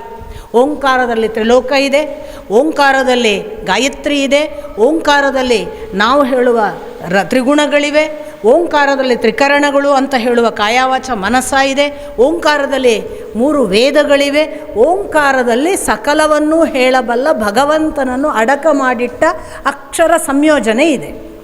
ಆದ್ದರಿಂದ ಓಂಕಾರದಿಂದ ಆರಂಭಿಸುವುದು ಅಂತ ಬಹಳ ಸ್ವಲ್ಪ ಗಹನ ಆಗ್ತಾ ಇರಬಹುದು ನಿಮಗೆ. ಈ ಗಹನವಾಗುವುದು ಹಗುರಾಗುವುದಕ್ಕಾಗಿ ಅಂತ ಭಾವಿಸಬೇಕು. ನಮಗೆ ಎಷ್ಟೆಷ್ಟು ಹೊಸ ರೀತಿಯಿಂದ ಭಗವಂತ ಕಾಣಲಿಕ್ಕೆ ಪ್ರಾರಂಭ ಆಗ್ತಾನಲ್ಲ ಅಕ್ಷರ ಮುಖೇನ, ಅಷ್ಟಷ್ಟು ನಮ್ಮ ಕಣ್ಣುಗಳು, ನಮ್ಮ ಕಿವಿಗಳು, ನಮ್ಮ ಹೃದಯ ಶುದ್ಧವಾಗ್ತವೆ, ಸಂದೇಹಗಳು ನಿವಾರಣೆ ಆಗ್ತವೆ. ನೋಡಿ, ಭಿದ್ಯತೆ ಹೃದಯ ಗ್ರಂಥಿ ಛಿದ್ಯಂತೆ ಸರ್ವ ಸಂಶಯಾ ಅಂತ ಉಪನಿಷತ್ತು ಮುಂಡಕದಲ್ಲಿ ಒಂದು ಮಾತು. ಈ ಮಂತ್ರಗಳನ್ನು ನಾವು ನಿರಂತರ ಓದುವುದರಿಂದ, ಉಪನಿಷತ್ತಿನ ಮಂತ್ರಗಳನ್ನು, ಏನಾಗುತ್ತೆ ಅಂತ ಕೇಳಿದಾಗ ಅವರು ಹೇಳ್ತಾರೆ, ಭಿದ್ಯತೆ ಹೃದಯ ಗ್ರಂಥಿ ಛಿದ್ಯಂತೆ ಸರ್ವ ಸಂಶಯಾ ಅಂತ. ನಮ್ಮ ಹೃದಯ ಗ್ರಂಥಿಯಲ್ಲಿಯೇ ಎಲ್ಲ ಅನುಮಾನ, ಸಂದೇಹ, ಸಂಶಯಗಳು ಇರೋದು. ಈ ಸಂಶಯಗಳು ನಮ್ಮನ್ನು ಬೆಳೀಲಿಕ್ಕೆ ಬಿಡೋದಿಲ್ಲ, ಭಗವಂತನನ್ನು ನೋಡುವ ಕಡೆಗೆ ನಮ್ಮನ್ನು ಕರ್ಕೊಂಡು ಹೋಗ್ಲಿಕ್ಕೆ ಬಿಡೋದಿಲ್ಲ. ನಮ್ಮನ್ನು ಸ್ವಚ್ಛ ಮಾಡಿ, ಒಳ್ಳೆ ಪಾಲಿಷ್ ಮಾಡಿ ಭಗವಂತನ ಕಡೆಗೆ ಕರ್ಕೊಂಡು ಹೋಗೋ ಒಂದು ಸಾಧನ ಇದ್ದರೆ ಉಪನಿಷನ್ ಮಂತ್ರಗಳು ಅಂತ. ಯಾಕೆ? ಆ ಮಂತ್ರಗಳನ್ನು ಹೇಳ್ತಾ ಹೇಳ್ತಾ ಹೇಳ್ತಾ ಭಿದ್ಯತೆ ಹೃದಯ ಗ್ರಂಥಿ, ಹೃದಯದ ಗ್ರಂಥಿಗಳು ಒಡೀತಾವೆ ಅಂತ. ಇದನ್ನು ನೀವು ಜಿಡ್ಡು ಕೃಷ್ಣಮೂರ್ತಿಯ ಸಂದರ್ಭದಲ್ಲಿ ಬಂದಾಗ ಜಿಡ್ಡು ಕೃಷ್ಣಮೂರ್ತಿ ಒಂದು ಮಾತು ಹೇಳ್ತಾರೆ, if you continuously contemplate upon one single thought, maybe God, maybe supreme energy, whatever, if you continuously contemplate, one day it will so happen that all in the whole body there will be a chance of mutation anta. There will be a chance of mutation ಅಂತ ಯಾವುದಕ್ಕೆ ಹೇಳೋದು? ನೋಡಿ, ನಾವೊಂದು ಜಮೀನು ನಿಮ್ಮ ಹತ್ರ ತಗೋತೀವಿ, ನಿಮ್ಮ ಹತ್ರ ತಗೊಂಡು ಕೂಡಲೇ ನನ್ನದಾಗೋದಿಲ್ಲ, ಮ್ಯುಟೇಷನ್ ಆಗಬೇಕು. ಅದು ನನ್ನ ಹೆಸರಿಗೆ ಪರಿವರ್ತಿಸಬೇಕು. ಅದನ್ನು ಪರಿವರ್ತಿಸುವುದಕ್ಕೆ ಮ್ಯುಟೇಷನ್ ಅಂತ ಹೇಳೋದು. ಈ ಗ್ರಂಥಿಗಳು ನಮ್ಮ ದೇಹದಲ್ಲೆಲ್ಲ ಇವೆ, ನಾಡಿ ಗ್ರಂಥಿಗಳು ನಮ್ಮ ಎಲ್ಲರಿಗೂ ಇದೆ. ಎಲ್ಲ ನಾಡಿಗಳು ಮ್ಯುಟೇಷನ್ ಆದಾಗ, ಈಗ ಇಷ್ಟರವರೆಗೆ ನಾನು ಅಂತ ತಿಳಿದ ನನ್ನ ದೇಹ ಮ್ಯುಟೇಷನ್ ಆದಾಗ ಭಗವಂತ ಅನ್ನೋ ಅರಿವನ್ನು ಪಡೀತದೆ. ಇದು ಪರಿವರ್ತನೆ, ಇದು ಮ್ಯುಟೇಷನ್. ಏನಾಗುವುದು? ಈ ಜಿಡ್ಡು ಕೃಷ್ಣಮೂರ್ತಿಯ ಪರಿಭಾಷೆಯಲ್ಲಿ ಹೇಳೋದಾದರೆ ಅವರು ಹೇಳ್ತಾರೆ, ನರನಾಡಿಗಳು ಹರಿದು ಛಿದ್ರವಾಗ್ತವೆ ಅಂತ. ಮ್ಯುಟೇಷನ್ ಆಗುವಾಗ ಗ್ರಂಥಿಗಳು ಹರಿದು ಹೋಗ್ತವೆ ಅಂತ. ಇದನ್ನು ಉಪನಿಷತ್ತು ಹೇಳಿತು, ಭಿದ್ಯತೆ ಹೃದಯ ಗ್ರಂಥಿ. ಹೃದಯದಲ್ಲಿ ಗ್ರಂಥಿ ಛಿದ್ರವಾಗುತ್ತೆ ಅಥವಾ ಭಿದ್ಯತೆ ಒಡೀತದೆ. ಒಡೆಯುವಾಗ ಏನಾಗುತ್ತೆ? ಛಿದ್ಯಂತೆ ಸರ್ವ ಸಂಶಯಾ, ಎಷ್ಟು ಸಂಶಯಗಳಿದ್ದು ಅವೆಲ್ಲವೂ ಒಡೆದು ಹೋಗ್ತವೆ, ಇಲ್ಲವಾಗ್ತವೆ, ನಾಶವಾಗ್ತವೆ. ಇದು ಮ್ಯುಟೇಷನ್. ಯಾವುದನ್ನು ಒಂದು ನಿರಂತರ ಅನುಸಂಧಾನದ ಧ್ಯಾನ ಅಂತ ಜಿಡ್ಡು ಕೃಷ್ಣಮೂರ್ತಿ ಹೇಳಿದರು. ಇವರು ಒಂದು ನಿರಂತರ ಮಂತ್ರಾನುಸಂಧಾನದಲ್ಲಿ ದ್ರಷ್ಟಾರರು ಕಂಡ ಸತ್ಯ ಇರೋದರಿಂದ ಆ ದಾರ್ಶನಿಕ ಸತ್ಯಗಳು ನಮ್ಮ ಹೃದಯಕ್ಕೆ, ಅದು ಹೇಗೆ ಅಂತ ನಿಮಗೆ ಒಂದು ಸ್ವಲ್ಪ ಆಶ್ಚರ್ಯ ಆಗ್ಬೋದು. ಹೇಗಾಗುತ್ತಪ್ಪ, ನಾವೀಗ ಯಾವುದೋ ಒಂದು ಶಬ್ದ ಹೇಳೋದ್ರಿಂದ ನಮಗೆ ಹಾಗಾಗತ್ತೆ. ನೀವು ಒಂದು ಸಲ ಪ್ರಯೋಗ ಮಾಡಿ ಕೂಡ ನೋಡ್ಬೋದು. ನಿಮಗೆ ಇಷ್ಟವಾದ ಒಂದು ಹೆಸರನ್ನು ನೀವು ಕಂಟಿನ್ಯೂಸ್ ಹೇಳೋದ್ರಿಂದ ಯಾವ ಭಾವನೆ ಎಲ್ಲ ಸ್ಫುರಣ ಆಗ್ತದೆ ನೀವೇ ಅನುಭವಿಸಿ ನೋಡಿ. ಒಂದು ಸ್ಟೇಟ್ ಆಫ್ ಲವ್ವಿನಲ್ಲಿ ಇದ್ದರೆ, ನೀವು ಒಂದು ಪರಮ ಪ್ರೇಮದ ಉತ್ಕಟ ಅವಸ್ಥೆಯಲ್ಲಿದ್ದರೆ, ಯೌವನ ಕಾಲದ ಯಾವುದೋ ಪ್ರೇಮಾನುಭವದಲ್ಲಿ ಇದ್ದಾಗ ಯೋಚನೆ ಮಾಡಿ, ನಿಮ್ಮ ಪ್ರೀತಿಸುವ ಹೆಣ್ಣು, ನಿಮ್ಮ ಪ್ರೀತಿಸುವ ಗಂಡಿನ ಹೆಸರು ನಿಮಗೆ ಎಷ್ಟೆಷ್ಟು ಪರಿವರ್ತನೆ ಮಾಡುತ್ತೆ. ಕೆಥಾರ್ಸಿಸ್ ಅಂತ ಅದನ್ನು ನಮ್ಮ ಸಾಹಿತ್ಯ ವಿಮರ್ಶಕರು ಕರೆದರು. ಅದು ಭಾವ ವಿರೇಚನ ಮಾಡ್ತದೆ ಅಂತ. ಇದನ್ನೇ ಮ್ಯುಟೇಷನ್ ಅಂತ ಜೇಕೆ ಕರೆದ್ರು. ಹೃದಯ ಗ್ರಂಥಿ ಒಡೀತದೆ ಅಂತ ದ್ರಷ್ಟಾರರು ಕರೆದರು. ಪ್ರತಿಯೊಬ್ಬರಿಗೂ ಅನುಭವಕ್ಕೆ ಬರುವ ವಿಷಯ. ನಾವು ನಿರಂತರವಾಗಿ ನಮ್ಮ ಪ್ರೀತಿಸುವ ವ್ಯಕ್ತಿಯನ್ನು ಆ ಹೆಸರು ಹೇಳೋದ್ರಿಂದಲೇ, ಆ ಹೆಸರು ಕೇಳುವಾಗಲೇ ಒಂದು ಸಲ ನಮಗೆ ಮೈಯೆಲ್ಲ ಜುಮ್ಮಾಗ್ತದೆ. ಸುಮ್ಮನೆ ಮನೆಯವರು ಯಾರು ಆ ಹೆಸರು ಹೇಳಿದ್ರು ಕೂಡ ಒಂದು ಸರಿ ಮೈಯಲ್ಲಿ ಒಂದು ರೋಮಾಂಚನ ಆಗ್ತದೆ. ಏನೂ ಅವ್ರಿಗೇನು ಬಂದಿಲ್ಲ, ಅವರಲ್ಲಿ ಎದುರು ನಿಂತ್ಕೊಳ್ಳಿಲ್ಲ, ಹೆಸರು ಕೇಳುವುದರಿಂದ ಆಗತ್ತೆ. ಇದು ಒಂದು ಸಣ್ಣ ಉದಾಹರಣೆ. ನಮ್ಮ ಮೇಲೆ ಒಂದು ನಾಮ ಪ್ರೇಮದ ಕಾರಣವಾಗಿ ಅಷ್ಟು ಪರಿಣಾಮ ಮಾಡ್ತದೆ ಅಂತಾದರೆ, ನಮಗೆ ಭಗವಂತನ ಜೊತೆಗಿನ ಅನುಸಂಧಾನ ಮಾಡುವ ಒಂದು ಉತ್ಕಟ ಅವಸ್ಥೆ ಬಂದರೆ, ಓಂ ನಮೋ ಭಗವತೆ ವಾಸುದೇವಾಯ, ಓಂ ನಮೋ ಭಗವತೆ ವಾಸುದೇವಾಯ, ಓಂ ನಮೋ ಭಗವತೆ ವಾಸುದೇವಾಯ. ಏನು ಹೇಳಿದ ಧ್ರುವನಿಗೆ ಪರಮ ಉತ್ಕಟ ಪ್ರೇಮ ಇತ್ತು, ಒಳಗೆ ಅಭೀಪ್ಸೆ ಇತ್ತು. ನಾನು ಈಗ ಹೋಗಿ ಆ ಭಗವಂತನನ್ನು ಕಂಡು ಕೇಳಲೇಬೇಕು ಅನ್ನುವ ಅಭೀಪ್ಸೆ ಇತ್ತು. ಈ ಮಂತ್ರ ಮುಖೇನ ಅವನು ಬರ್ತಾನೆ, ಕಂಡೇ ಕಾಣ್ತಾನೆ ಅನ್ನುವ ಸ್ಪಷ್ಟವಾದ ಶ್ರದ್ಧೆ ಇತ್ತು. ಏನಾಯಿತು? ಮ್ಯೂಟೇಷನ್ ಆಯಿತು. ಮ್ಯೂಟೇಷನ್ ಆದದ್ದೇ ಕಣ್ಣಿನ ಒಳಗೆ ಚಿತ್ರವಾಗಿ ಭಗವಂತ ಇದ್ದನಂತೆ. ಕಣ್ಮುಚ್ಚುವಾಗ ನಾರದರು ಹೇಳಿರ್ತಾರೆ, ನೀನು ಕಣ್ಮುಚ್ಚಿಕೊಂಡು ಅವನನ್ನು ಹೀಗೆಲ್ಲ ಕಲ್ಪಿಸಿಕೊಳ್ಬೇಕು ಅಂತ. ಹಾಗಾಗಿ ಧ್ರುವನಿಗೆ ನಾರದರು ಎರಡನ್ನು ಹೇಳಿರ್ತಾರೆ. ಒಂದು, ಮಂತ್ರ ಹೇಗೆ ಹೇಳುವುದು ಅಂತ, ಓಂ ನಮೋ ಭಗವತೆ ವಾಸುದೇವ. ಎರಡನೇದು, ನೀನು ಹಾಗೆ ಹೇಳುವಾಗ ನಿನ್ನ ಕಣ್ಣ ಗೋಲಿಯಲ್ಲಿ ಅವನ ಪಾದ, ಅವನ ಕಾಲಿನ ಕಡಗ, ಅವನ ಮೊಣಕಾಲು, ಅವನ ತೊಡೆ, ಅವನ ಸೊಂಟ, ಅವನ ನಾಭಿ, ಅಲ್ಲಿಯ ತ್ರಿವಳಿ, ಅಲ್ಲಿಂದ ಮೇಲೆ ಬರುವಾಗ ಅವನ ಎದೆ, ಅಲ್ಲಿಯ ಕೌಸ್ತುಭಮಣಿ, ಅಲ್ಲಿರುವ ವನಮಾಲಿ, ಕಂಠದ ಆಭರಣ, ಅವನ ನೀಳವಾದ ಶಂಖದಂಥ ಕಂಠ, ಅವನ ಕಪೋಲ, ಅವನ ತುಟಿ, ಅವನ ಮೂಗು, ಅವನ ಕಣ್ಣು, ಅವನ ಹುಬ್ಬು, ಅವನ ಮುಂಗುರುಳ ಹಣೆಗೆ ಬಂದು ನೇವರಿಸುವುದು, ಕಿವಿ, ಅದರ ಕರ್ಣಕುಂಡಲ, ಅವನ ಕೈಗಳು. ಹೀಗೆ ನೀನು ನಿರಂತರ ಕಣ್ಣಲ್ಲಿ ಅದನ್ನು ಬಿಟ್ಟು ಇನ್ನೇನೂ ತರಬೇಡ ಅಂದಿದ್ರು ನಾರದರು. ಹೀಗಾಗಿ ಓಂ ನಮೋ ಭಗವತೆ ವಾಸುದೇವಾಯ ಅನ್ನುವುದು ಧ್ವನಿಯಿಂದ ಹೃದಯಕ್ಕೆ ಕೊಟ್ಟ ಸಂದೇಶವಾಗಿ ಕಂಟಿನ್ಯೂಸ್ ಆದ ಅಲಾರ್ಮಿಂಗ್ ಸೌಂಡ್ ಆದರೆ, ಕಣ್ಣಿಗೆ ದೃಶ್ಯವಾಗಿ ಭಗವಂತನ ಚಿತ್ರ ಅನುರಣನವಾಗ್ತಿತ್ತು ಅವನಿಗೆ. ಎರಡು ಏಕಕಾಲಕ್ಕೆ ಸಂಭವಿಸುವುದಿದೆಯಲ್ಲ, ಕೇಳಿದ್ದನ್ನೇ ನೋಡುವುದು, ನೋಡಿದ್ದನ್ನೇ ಕೇಳುವುದು. ಮಾಡಿ ನೋಡಿ, ಕೇಳಿದ್ದನ್ನೇ ನೋಡಬೇಕು, ನೋಡಿದ್ದನ್ನೇ ಕೇಳಬೇಕು. ರಾಮ ಅಂತ ಹೇಳ್ತಿದ್ರೆ ಕೇಳುವುದು ರಾಮ ಮಾತ್ರ. ಕಣ್ಣ ಮುಂದೆ ನಮ್ಮ ಮನೆಯ ಪಕ್ಕದ ಹುಡುಗ ಬಂದರೆ ಉಪಯೋಗ ಇಲ್ಲ. ರಾಮ ಅನ್ನುವಾಗ ರಾಮನೇ ಬಂದರೆ, ರಾಮ ಅನ್ನುವಾಗ ರಾಮನೇ ಬಂದರೆ, ಕಾಣುವ ರಾಮನೇ ಕಿವಿಯಲ್ಲಿ ಕೇಳುವ ವಸ್ತು ಆದರೆ, ಅದು ನಿರಂತರ ಒಂದು ಕಂಟಿನ್ಯೂಸ್ ಆದ ಪ್ರೋಸೆಸ್ ಆದರೆ ಏನಾಗ್ತದೆ ಗಮನಿಸಿ. ಅದು ಕಂಟಿನ್ಯೂಸ್ ಆಯಿತು ಅಂತಾದಾಗ ಒಂದು ಹಂತದಲ್ಲಿ ರಾಮ ಅನಾವರಣ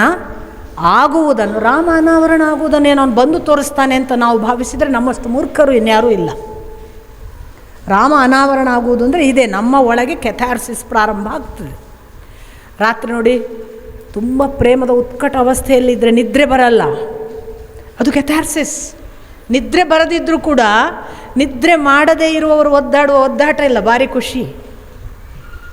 ರಾತ್ರಿ ನಿದ್ದೆ ಬರಲಿಲ್ಲ ಅಂತ ಒದ್ದಾಡುವ ನಿದ್ರೆ ಬಾರದ ಸ್ಥಿತಿ ಅಲ್ಲ ಅದು. ಪ್ರೇಮದ ಉತ್ಕಟ ಅವಸ್ಥೆಯಲ್ಲಿದ್ದಾಗ ನಿದ್ರೆ ಬಾರದಿದ್ದರೆ ಯು ವಿಲ್ ಎಂಜಾಯ್. ಆ ರಾತ್ರಿ ನಿದ್ದೆ ಬಾರದೇ ಇದ್ದಷ್ಟು ಹೊತ್ತು ಅವನೊಟ್ಟಿಗಿದ್ದೆ ಅನ್ನುವ ಖುಷಿ. ಬೆಳಿಗ್ಗೆ ಏಳುವಾಗ ಮುಖದಲ್ಲಿ ನಿದ್ರೆ ಮಾಡದ ಛಾಯೆ ಇರೋದಿಲ್ಲ.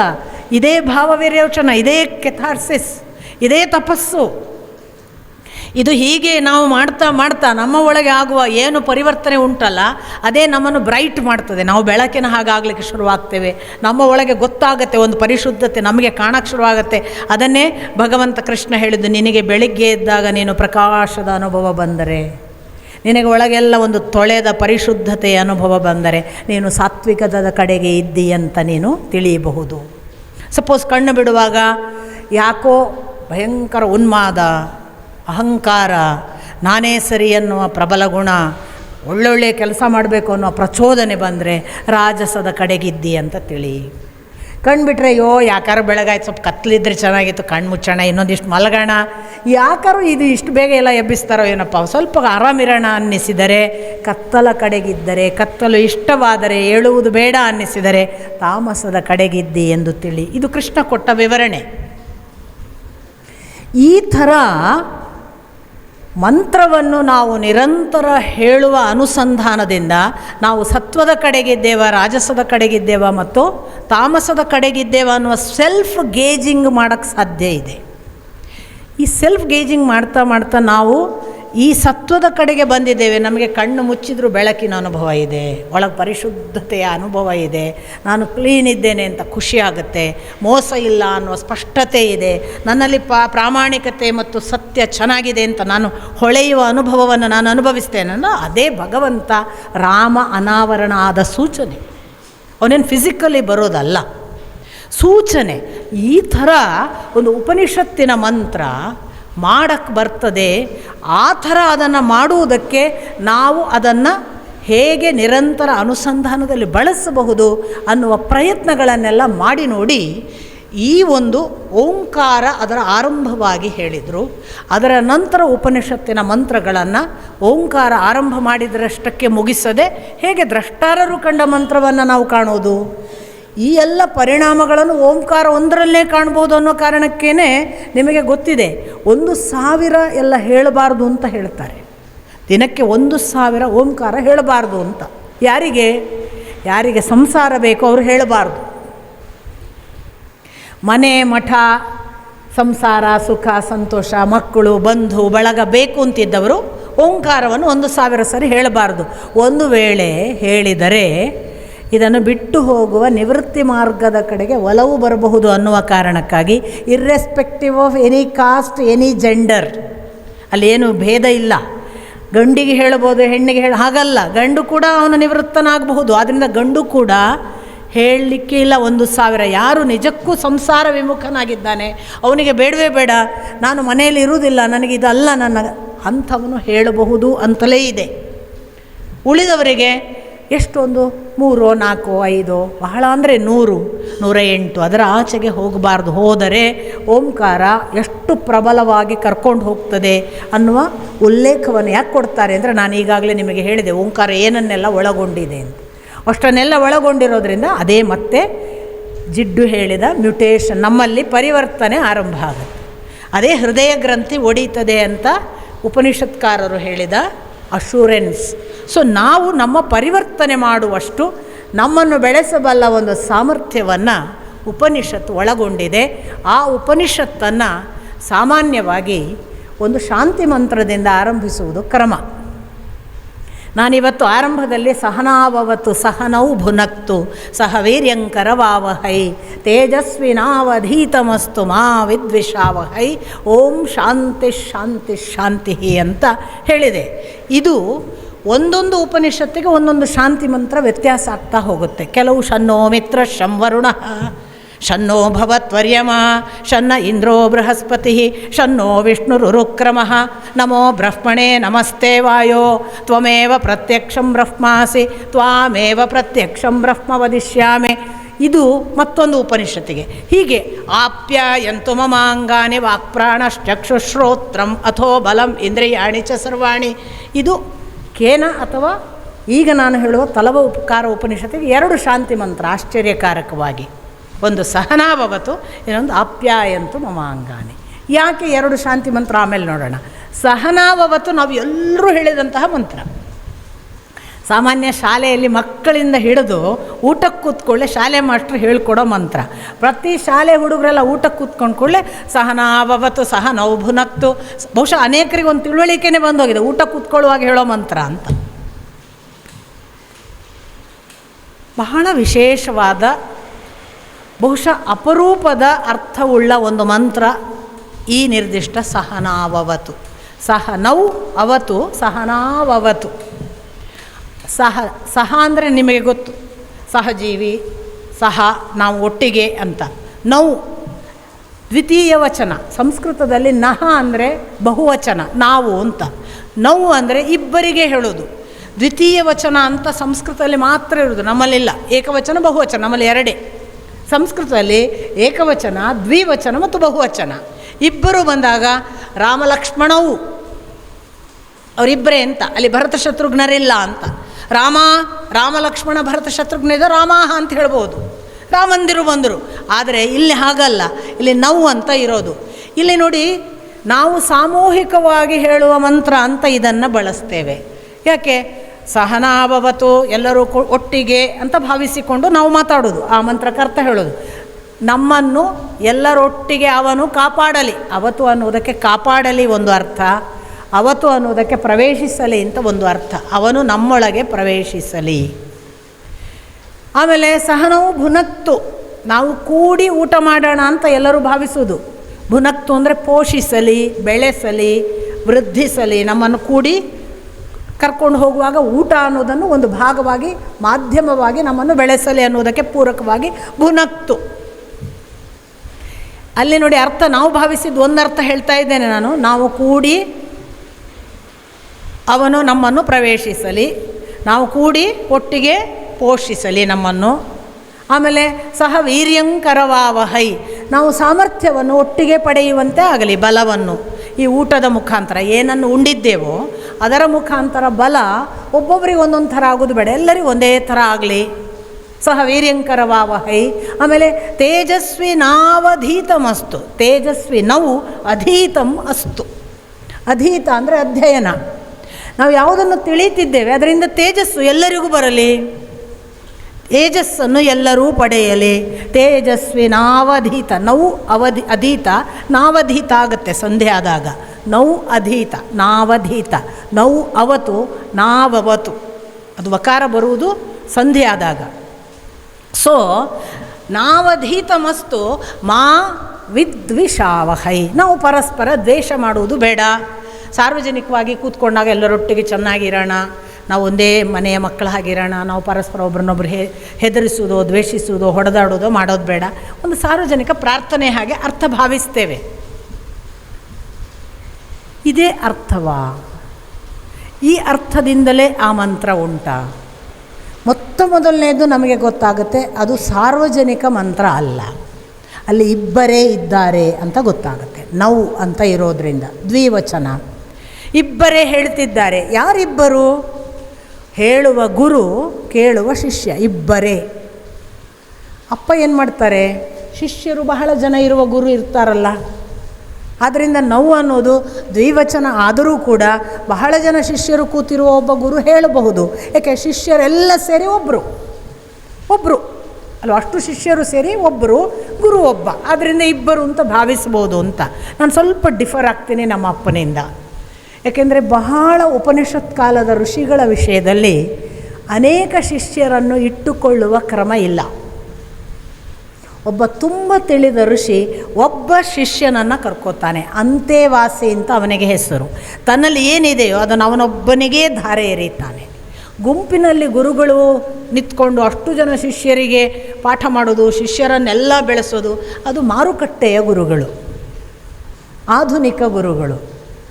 ಅವರು ಅಫ್ಕೋರ್ಸ್ ಈಗ ಒಂದಿಷ್ಟು ಜನ ಕೂತ್ಕೊಂಡು ಪಾಠ ಕೇಳೋರು ಇರ್ತಾರೆ, ಇಲ್ಲ ಅಂತಿಲ್ಲ, ಆದರೆ ಅಲ್ಲಿ ಧಾರೆ ಎರೀಲಿಕ್ಕಾಗೋದಿಲ್ಲ. ಅಂತೇವಾಸಿ ಅಂದಾಗ ನನ್ನೊಳಗೇ ಬದುಕುವವನು ಅಂತ. ಆ ಶಿಷ್ಯ ಹೇಗೆ ಅಂದರೆ ಅವನು ಹೊರಗೆ ಇರುವವನಲ್ಲ. ಅದು ಯಾವ ಮಟ್ಟಕ್ಕೆ ಅಂದರೆ ನಿಮಗೆ ಗೊತ್ತು, ಉದ್ದಾಲಕನ ಕಥೆಯೆಲ್ಲ ನೀವು ಕೇಳಿದ್ದೀರಿ. ಅಂದರೆ ಗುರುವಿನ ಹತ್ತಿರ ಇದ್ದ ಶಿಷ್ಯ ಹೀಗೆ ಭೋ ಮಳೆ ಬಂದಾಗ ಗುರು ಕಳಿಸಿದನಂತೆ ಶಿಷ್ಯನನ್ನು.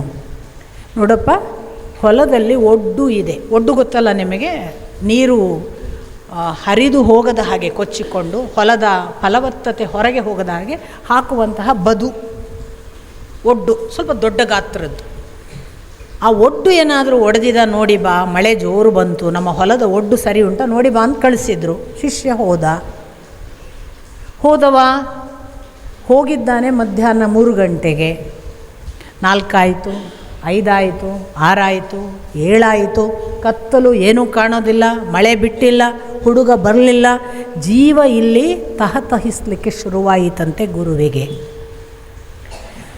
ತಾಯಿ ಮಗುವನ್ನು ಬಿಟ್ಟಿರಬಹುದು, ಗುರು ಶಿಷ್ಯನನ್ನು ಬಿಟ್ಟಿರೋದಿಲ್ಲ. ನನ್ನ 4 ವರ್ಷದ ಅನುಭವ ನಾನು ಹೇಳೋದು. ನನಗೆ ಒಂದರೆ ಕ್ಷಣ ನನ್ನ ಗುರುಗಳು ಮತ್ತು ನಾನು ಬೇರೆ ಉಸಿರಾಡಿದ್ದು ಗೊತ್ತಿಲ್ಲ, ನಾನು ಅವರು ಬೇರೆ ಉಂಡದ್ದು ಗೊತ್ತಿಲ್ಲ, ನಾನು ಅವರು ಬೇರೆ ಮಲಗಿದ್ದು ಗೊತ್ತಿಲ್ಲ. ನಾನು ಮಲಗಿದರೆ ಅವರ ತೋಳಲ್ಲಿ, ಒಂದು ಪ್ರಪ್ರಥಮ ದಿನ ನಾನು ಅವರ ಮನೆಯಲ್ಲಿ ಫಸ್ಟ್ ಡೇ ರಾತ್ರಿ ಮಲಗಿದ್ದೇನೆ.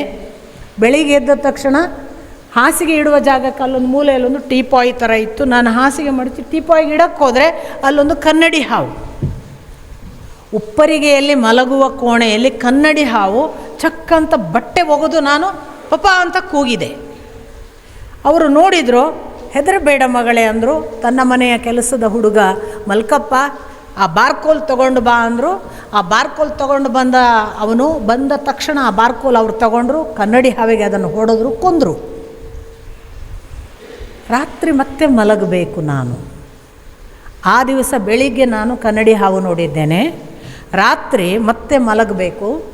ಬಾಗಿಲು ಈ ಕಡೆಗೊಂದಿದೆ, ಈ ಕಡೆಗೊಂದಿದೆ ನಾನು ಮಲಗಿದಲ್ಲಿ. ನಿಮಗೆ ಗೊತ್ತು, ಹಳ್ಳಿ ಮನೆ ಬಾಗಿಲಲ್ಲಿ ಟೈಟ್ ಏರ್ ಪ್ಯಾಕ್ ಇರೋದಿಲ್ಲ, ಸಂಧಿ ಎಲ್ಲ ಇರುತ್ತೆ. ನನಗೆ ನಿದ್ದೆ ಬರುವುದಿಲ್ಲ. ಈ ಕಡೆ ಮಲ್ಕೊಂಡು ಈ ಸಂಧಿಯಲ್ಲಿ ಬಂದರೆ ಅಂತ ನೋಡೋದು. ನನ್ನ ಪಕ್ಕಕ್ಕೆ ಈ ಕಡೆ ನನ್ನ ಗುರುಗಳು ಮಲಗಿದ್ದಾರೆ, ಆ ಕಡೆ ಬಂದರೆ ಅಂತ. ನನಗೆ ಎರಡೂ ಕಡೆಯಿಂದ ಯಾವ ಬಾಗಿಲಿನಲ್ಲಿ ಹಾವು ಬರ್ತದ ಅನ್ನೋದು ಒಂದೇ ಚಿಂತೆ. ನಂಗೆ ನಿದ್ದೆ ಬರಲೇ ಇಲ್ಲ. ನಾನು ಆಚೆ ಹೊರಳಿದ್ದೇನೆ, ಈಚೆ ಹೊರಳಿದ್ದೇನೆ, ಎಷ್ಟು ಹೊತ್ತು ಹೊರಳಿದ್ದೇನೆ ನನಗೆ ಗೊತ್ತಿಲ್ಲ.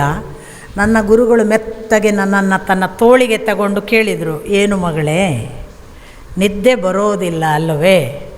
ಹೌದು ಪಪ್ಪ, ಹಾವು ಇನ್ನೂ ಓಡಾಡ್ತಿದೆ ಅಲ್ಲವೇ ಅಂದರು ನನ್ನ ಗುರುಗಳು.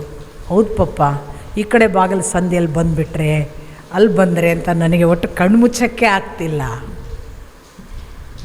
ನನ್ನ ಗುರುಗಳು ತನ್ನ ತೋಳ ತೆಕ್ಕೆಗೆ ನನ್ನನ್ನು ತಗೊಂಡು ನನ್ನ ಕಣ್ಣಲ್ಲಿ ಕಣ್ಣಿಟ್ಟು ಹೇಳಿದ ಒಂದು ಮಾತು, ಮಗಳೇ, ಇಂದಿನಿಂದ ಈ ಕ್ಷಣದಿಂದ ನಿನ್ನ ಬಳಿಗೆ ಹಾವಲ್ಲ, ಒಂದು ಸೊಳ್ಳೆ ಬರಬೇಕಾದರೂ ಅದು ನನ್ನನ್ನು ದಾಟಿ ಬರಬೇಕು, ನಿಶ್ಚಿಂತೆಯಿಂದ ಮಲಗು. ಇದು ಗುರು ಕೊಡುವ, ಅದು ಯಾವ ಮಟ್ಟದ ಆತ್ಮಕ್ಕೆ ಧಾರೆ ಎರೆಯುವ ಶ್ರದ್ಧೆ ಮತ್ತು ನಂಬಿಕೆ ಅಂದರೆ, ನನಗೆ ಆವತ್ತು ಆ ಕ್ಷಣದಿಂದ ಅದು ಎಲ್ಲವೂ ಹೊರಟು ಹೋಯಿತು. ಭಿದ್ಯತೆ ಹೃದಯ ಗ್ರಂಥಿಶ್ಛಿದ್ಯಂತೆ ಸರ್ವ ಸಂಶಯ ಮಾಡುವುದು ಒಂದು ಮಂತ್ರ, ಇನ್ನೊಂದು ಗುರು. ಈ ಮಟ್ಟಕ್ಕೆ ಗುರು ತನ್ನನ್ನು ಧಾರೆ ಎರೆದು ಶಿಷ್ಯನನ್ನು ಕಾಯ್ತಾನೆ. ಆ ಪರಿ ಇನ್ನೊಮ್ಮೆ ನನಗೆ ಒಂದು ದಿನ ಆ ಪ್ರಶ್ನೆ ಬರಲಿಲ್ಲ. ಅದೇ ಕಲ್ಲಹಳ್ಳಿಯಲ್ಲಿ, ಅದೇ ತೋಟದಲ್ಲಿ ಇವತ್ತಿಗೂ ಕೂಡ ಹೆಬ್ಬಾವು ಓಡಾಡುತ್ತೆ, ಇನ್ಯಾವುದೋ ಪ್ರಾಣಿಗಳು ಸಿಕ್ಕಿತು ಅಂತಾರೆ, ನಾವು ಆರಾಮಾಗಿದ್ದೇವೆ. ಯಾಕೆ ಅಂದರೆ ಅದು ಮುಟ್ಟಿಸುವ ಪರಿ ಇದೆಯಲ್ಲ, ಗುರು ಒಬ್ಬ ತನ್ನ ಒಳಗಿನ ಶಕ್ತಿಯನ್ನು, ಅದು ನಮ್ಮನ್ನು ಕಾಯುತ್ತೆ. ಹಾಗೆ ಜೀವಧಾರೆ ಕೊಟ್ಟು ತಾಯಿಯ ಗರ್ಭದಲ್ಲಿರುವ ಮಗುವಿಗೆ ಏನಾದರೂ ಆಗ್ಲಿಕ್ಕೆ ಸಾಧ್ಯನಾ ಹೇಳಿ? ತಾಯಿ ತಾನು ಸಾಯ್ತಾಳೆ ಹೊರತು ಗರ್ಭನ ಕಾಯ್ಕೋತಾಳೆ. ಈ ತಾಯಿಯ ಗರ್ಭದಲ್ಲಿರುವ ಮಗು ತಾನು ಸತ್ತು ತನ್ನ ಮಗುವನ್ನು ಕಾಯುವ ಹಾಗೆ, ಅದಕ್ಕಿಂತ ಬೇರೆ ಉಪಮೆ ಇದ್ದರೆ ಅಷ್ಟು ಇಂಟೆನ್ಸಿಟಿಯಲ್ಲಿ ಒಬ್ಬ ಗುರು ಶಿಷ್ಯನನ್ನು ಕಾಯ್ತಾನೆ. ಹಾಗಾಗಿ ಹೋದ ಶಿಷ್ಯ ಯಾಕೆ ಬರಲಿಲ್ಲ ಅಂತ ಈ ಜೀವ ಚಡಪಡಿಸಿ ಗುರು ಹೋದನಂತೆ.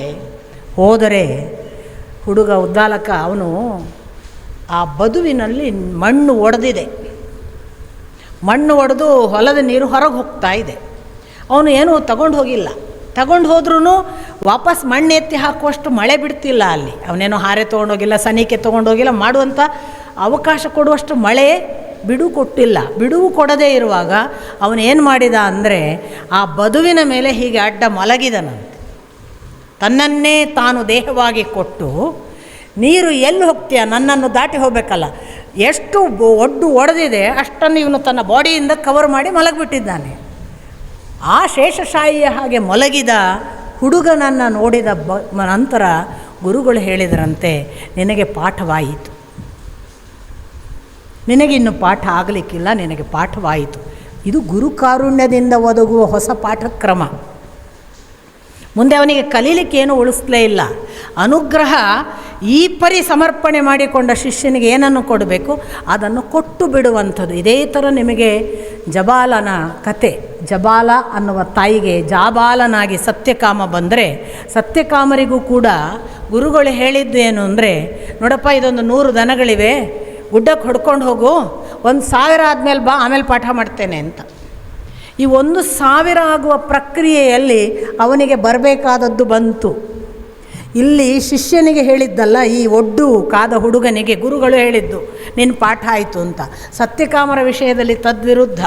ಸತ್ಯಕಾಮರು 1000 ದನ ಕಟ್ಟಿ ಗುರುಗಳ ಹತ್ರ ಹೋಗಿ ಹೇಳಿದ್ದು, ನನಗೆ ಪಾಠ ಆಯಿತು, ಹೋಗ್ಲಿಕ್ಕೆ ಅನುಮತಿ ಕೊಡಿ ಅಂತ. ಅವರು ಪಾಠ ಹೇಳಿ ನನಗೆ ಪಾಠ ಮುಗಿಸಿ ಅಂತ ಕೇಳಿದಾಗ ಗುರುಗಳು ಹೇಳಿದ್ದಲ್ಲ, ನಂದು ಪಾಠ ಆಯಿತು, ನಾನು 1000 ದನಗಳನ್ನು ಮಾಡಿ ಬಂದಾಗ ನನಗೆ ಪಾಠ ಆಗಬೇಕಾದಾಯಿತು, ನಾನೇನು ಹೊರಡುತ್ತೇನೆ ಅಂತ ಸತ್ಯಕಾಮರಾದದ್ದು.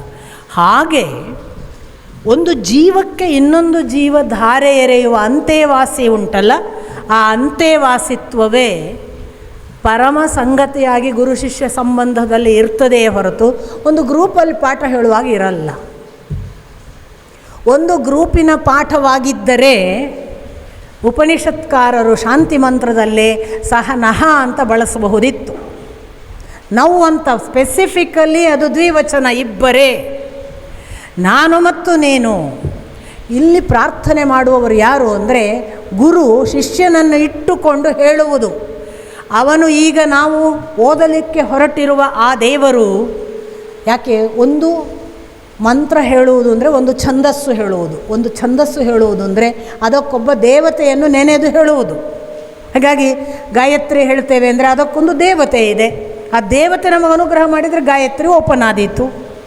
ನಾವೀಗ ಯಾವುದೋ ಒಂದು ತ್ರಿಷ್ಟುಪ್ ಛಂದಸ್ಸಿನ ಮಂತ್ರ ಹೇಳ್ತಿದ್ದೇವೆ, ಈಗ ಇನ್ನು ಮುಂದೆ ತಲವಕಾರದಲ್ಲಿ ತ್ರಿಷ್ಟುಪ್ ಛಂದಸ್ಸಿನ ದೇವತೆ, ಅಭಿಮಾನಿ ದೇವತೆ ಬಂದು ನಮ್ಮಲ್ಲಿ ನೆಲೆಸಿ ಅರ್ಥ ಹೇಳಬೇಕು.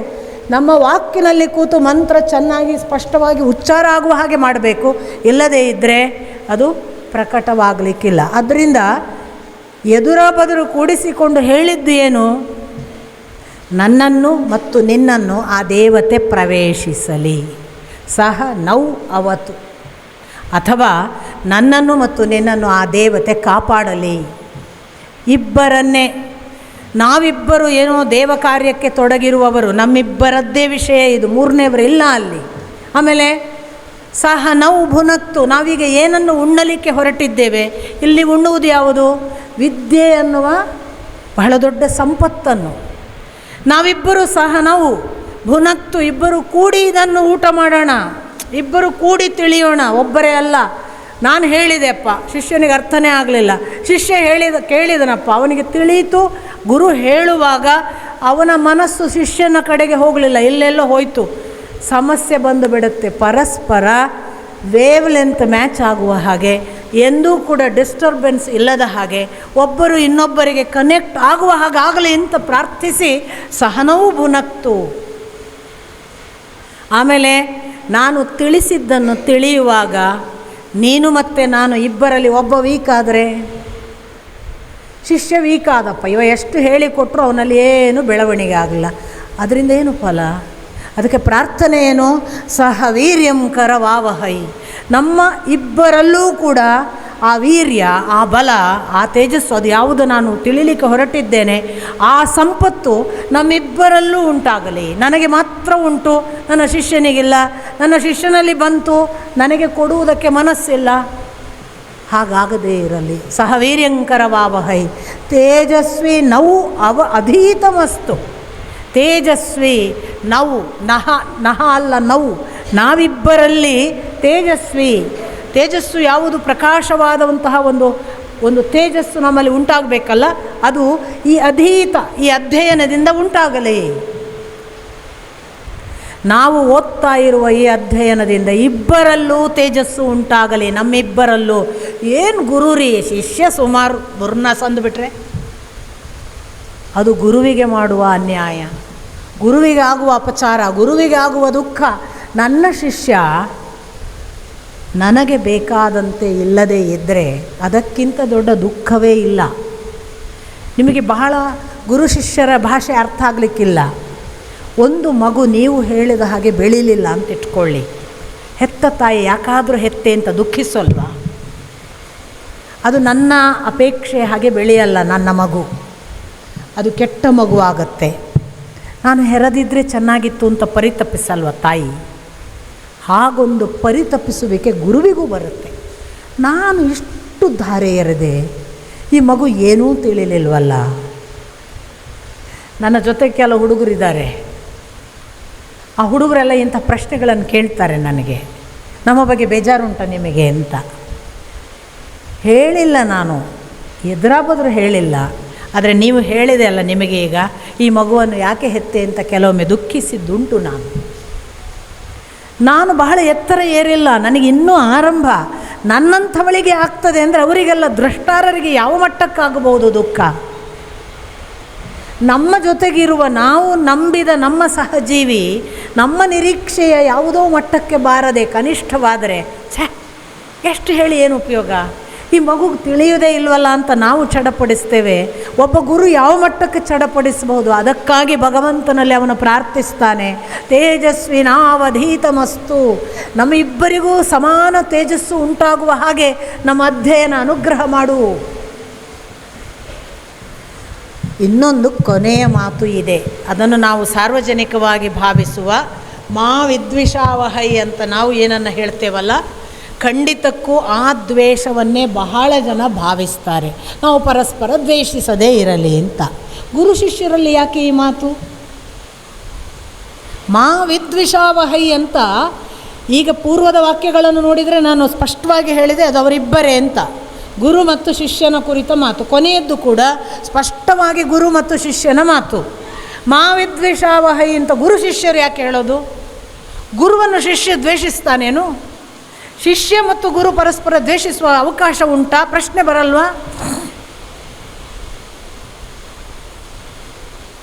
ದಯವಿಟ್ಟು ನನ್ನನ್ನು ಕ್ಷಮಿಸಿ, ಅದೊಂದು ಹೇಳಲಾಗದ ವೇದನೆ. ಯಾಕೆ ಬರುತ್ತೆ ದೇವರಿಗೆ ಗೊತ್ತು, ಏನು ಪರೀಕ್ಷೆಯೋ ಗೊತ್ತಿಲ್ಲ, ಆದರೆ ಬರುತ್ತೆ. ಎಂಥ 4 ವರ್ಷ ಹೇಗೆ ನೋಡಿಕೊಂಡಿದ್ರು ನನ್ನ ಗುರುಗಳು, ನಾನು ನಿಮಗೆ ಹೇಳಿದೆ. ನಾನು 2 ಉಸಿರಾಟ ನನ್ನದು ಅವರದ್ದು ಬೇರೆ ಗೊತ್ತಿಲ್ಲ ನನಗೆ. ನಾವು ಬೇರೆ ಮಲಗಿದ್ದು ಗೊತ್ತಿಲ್ಲ, ಬೇರೆ ಉಂಡದ್ದು ಗೊತ್ತಿಲ್ಲ, ಒಂದೇ ತಟ್ಟೆಯಲ್ಲಿ ಇಬ್ಬರು ಊಟ ಮಾಡೋದು ನಾವು. ನಾನು ಅವರು ಒಂದು ದಿನ ಬಿಟ್ಟಿದ್ದದ್ದು ನನಗೆ ಗೊತ್ತಿಲ್ಲ, ಒಂದರೆ ಕ್ಷಣ. ಅವರು ಹೋದ ದಿನ ನಾನು ಒಂದು ಕ್ಷಣ ಚಿತೆಯ ಮುಂದೆ ಕೂತು ನನಗೆ ಹೇಳದೆ ಹೋದ್ಯಾಪ್ಪ ಅಂತ ಕೇಳಿದ್ದು ಅಷ್ಟೇ. ನನ್ನ ಒಳಗೊಂದು ಪ್ರಶ್ನೆ, ನನಗೆ ಹೇಳದೆ ಹೋದ್ರಿ ಅಪ್ಪಪ್ಪ ಅಂತ.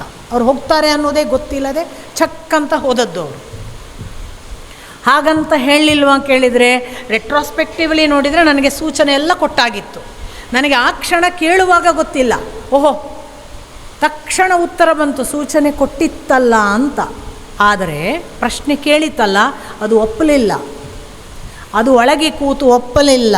ಇಲ್ಲ, ನೀನು ಹೀಗೆ ಹೋಗಬಾರ್ದಿತ್ತು, ನೀನು ಹೇಳಿ ಹೋಗಬೇಕಿತ್ತು, ಎಲ್ಲಿಂದಲೋ ಇದ್ದವಳನ್ನು ಕರ್ಕೊಂಡು ಬಂದಿದ್ದಿ, ಹೀಗೆ ಬಿಟ್ಟು ಹೋದಿಯಲ್ಲ ಅಂತ ವಾಪಸ್ ಹೇಳಿತು ನನ್ನ ಒಳಗಿದ್ದು. ಆವತ್ತು ನಾನು ಅನುಭವಿಸಿದ್ದು 1.5 ವರ್ಷ ಬೇಕಾಯಿತು ನನಗೆ ಹೊರಗೆ ಬರಲಿಕ್ಕೆ. ಆಗ ಪ್ರಾರಂಭ ಆಯಿತು ನೋಡಿ ನನ್ನ ಮೇಲೆ ಇನ್ನಿಲ್ಲದ ಪ್ರಹಾರ. ಓಹೋ, ನಿನಗೆ ಹೇಳಿ ಹೋಗಬೇಕಿತ್ತಾ?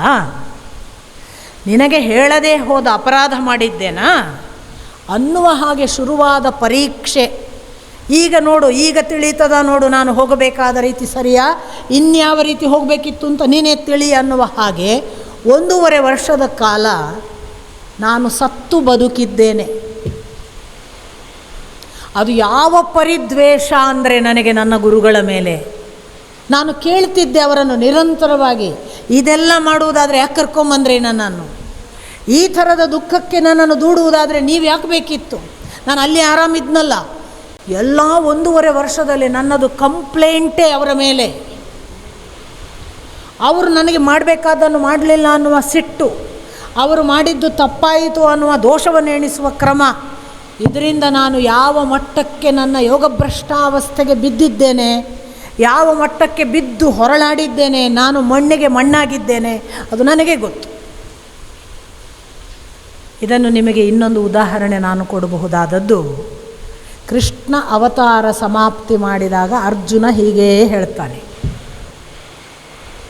ಇವನು ನನಗೆ ಮೋಸ ಮಾಡಿದ ಅಣ್ಣ, ಇವನು ನನ್ನನ್ನು ನಡುದಾರಿಯಲ್ಲಿ ಕೈ ಬಿಟ್ಟ ಅಣ್ಣ, ನಾನು ಇವನನ್ನು ನಂಬಿ ಎಲ್ಲವೂ ಇವನಿಂದ ನನ್ನ ಜೊತೆಗೆ ಸಾಧ್ಯವಾಗುತ್ತದೆ ಎಂದು ತಿಳಿದರೆ ಇವತ್ತು ನನ್ನನ್ನು ಅನಾಥನನ್ನಾಗಿ ಮಾಡಿ ಹೋಗಿದ್ದಾನೆ.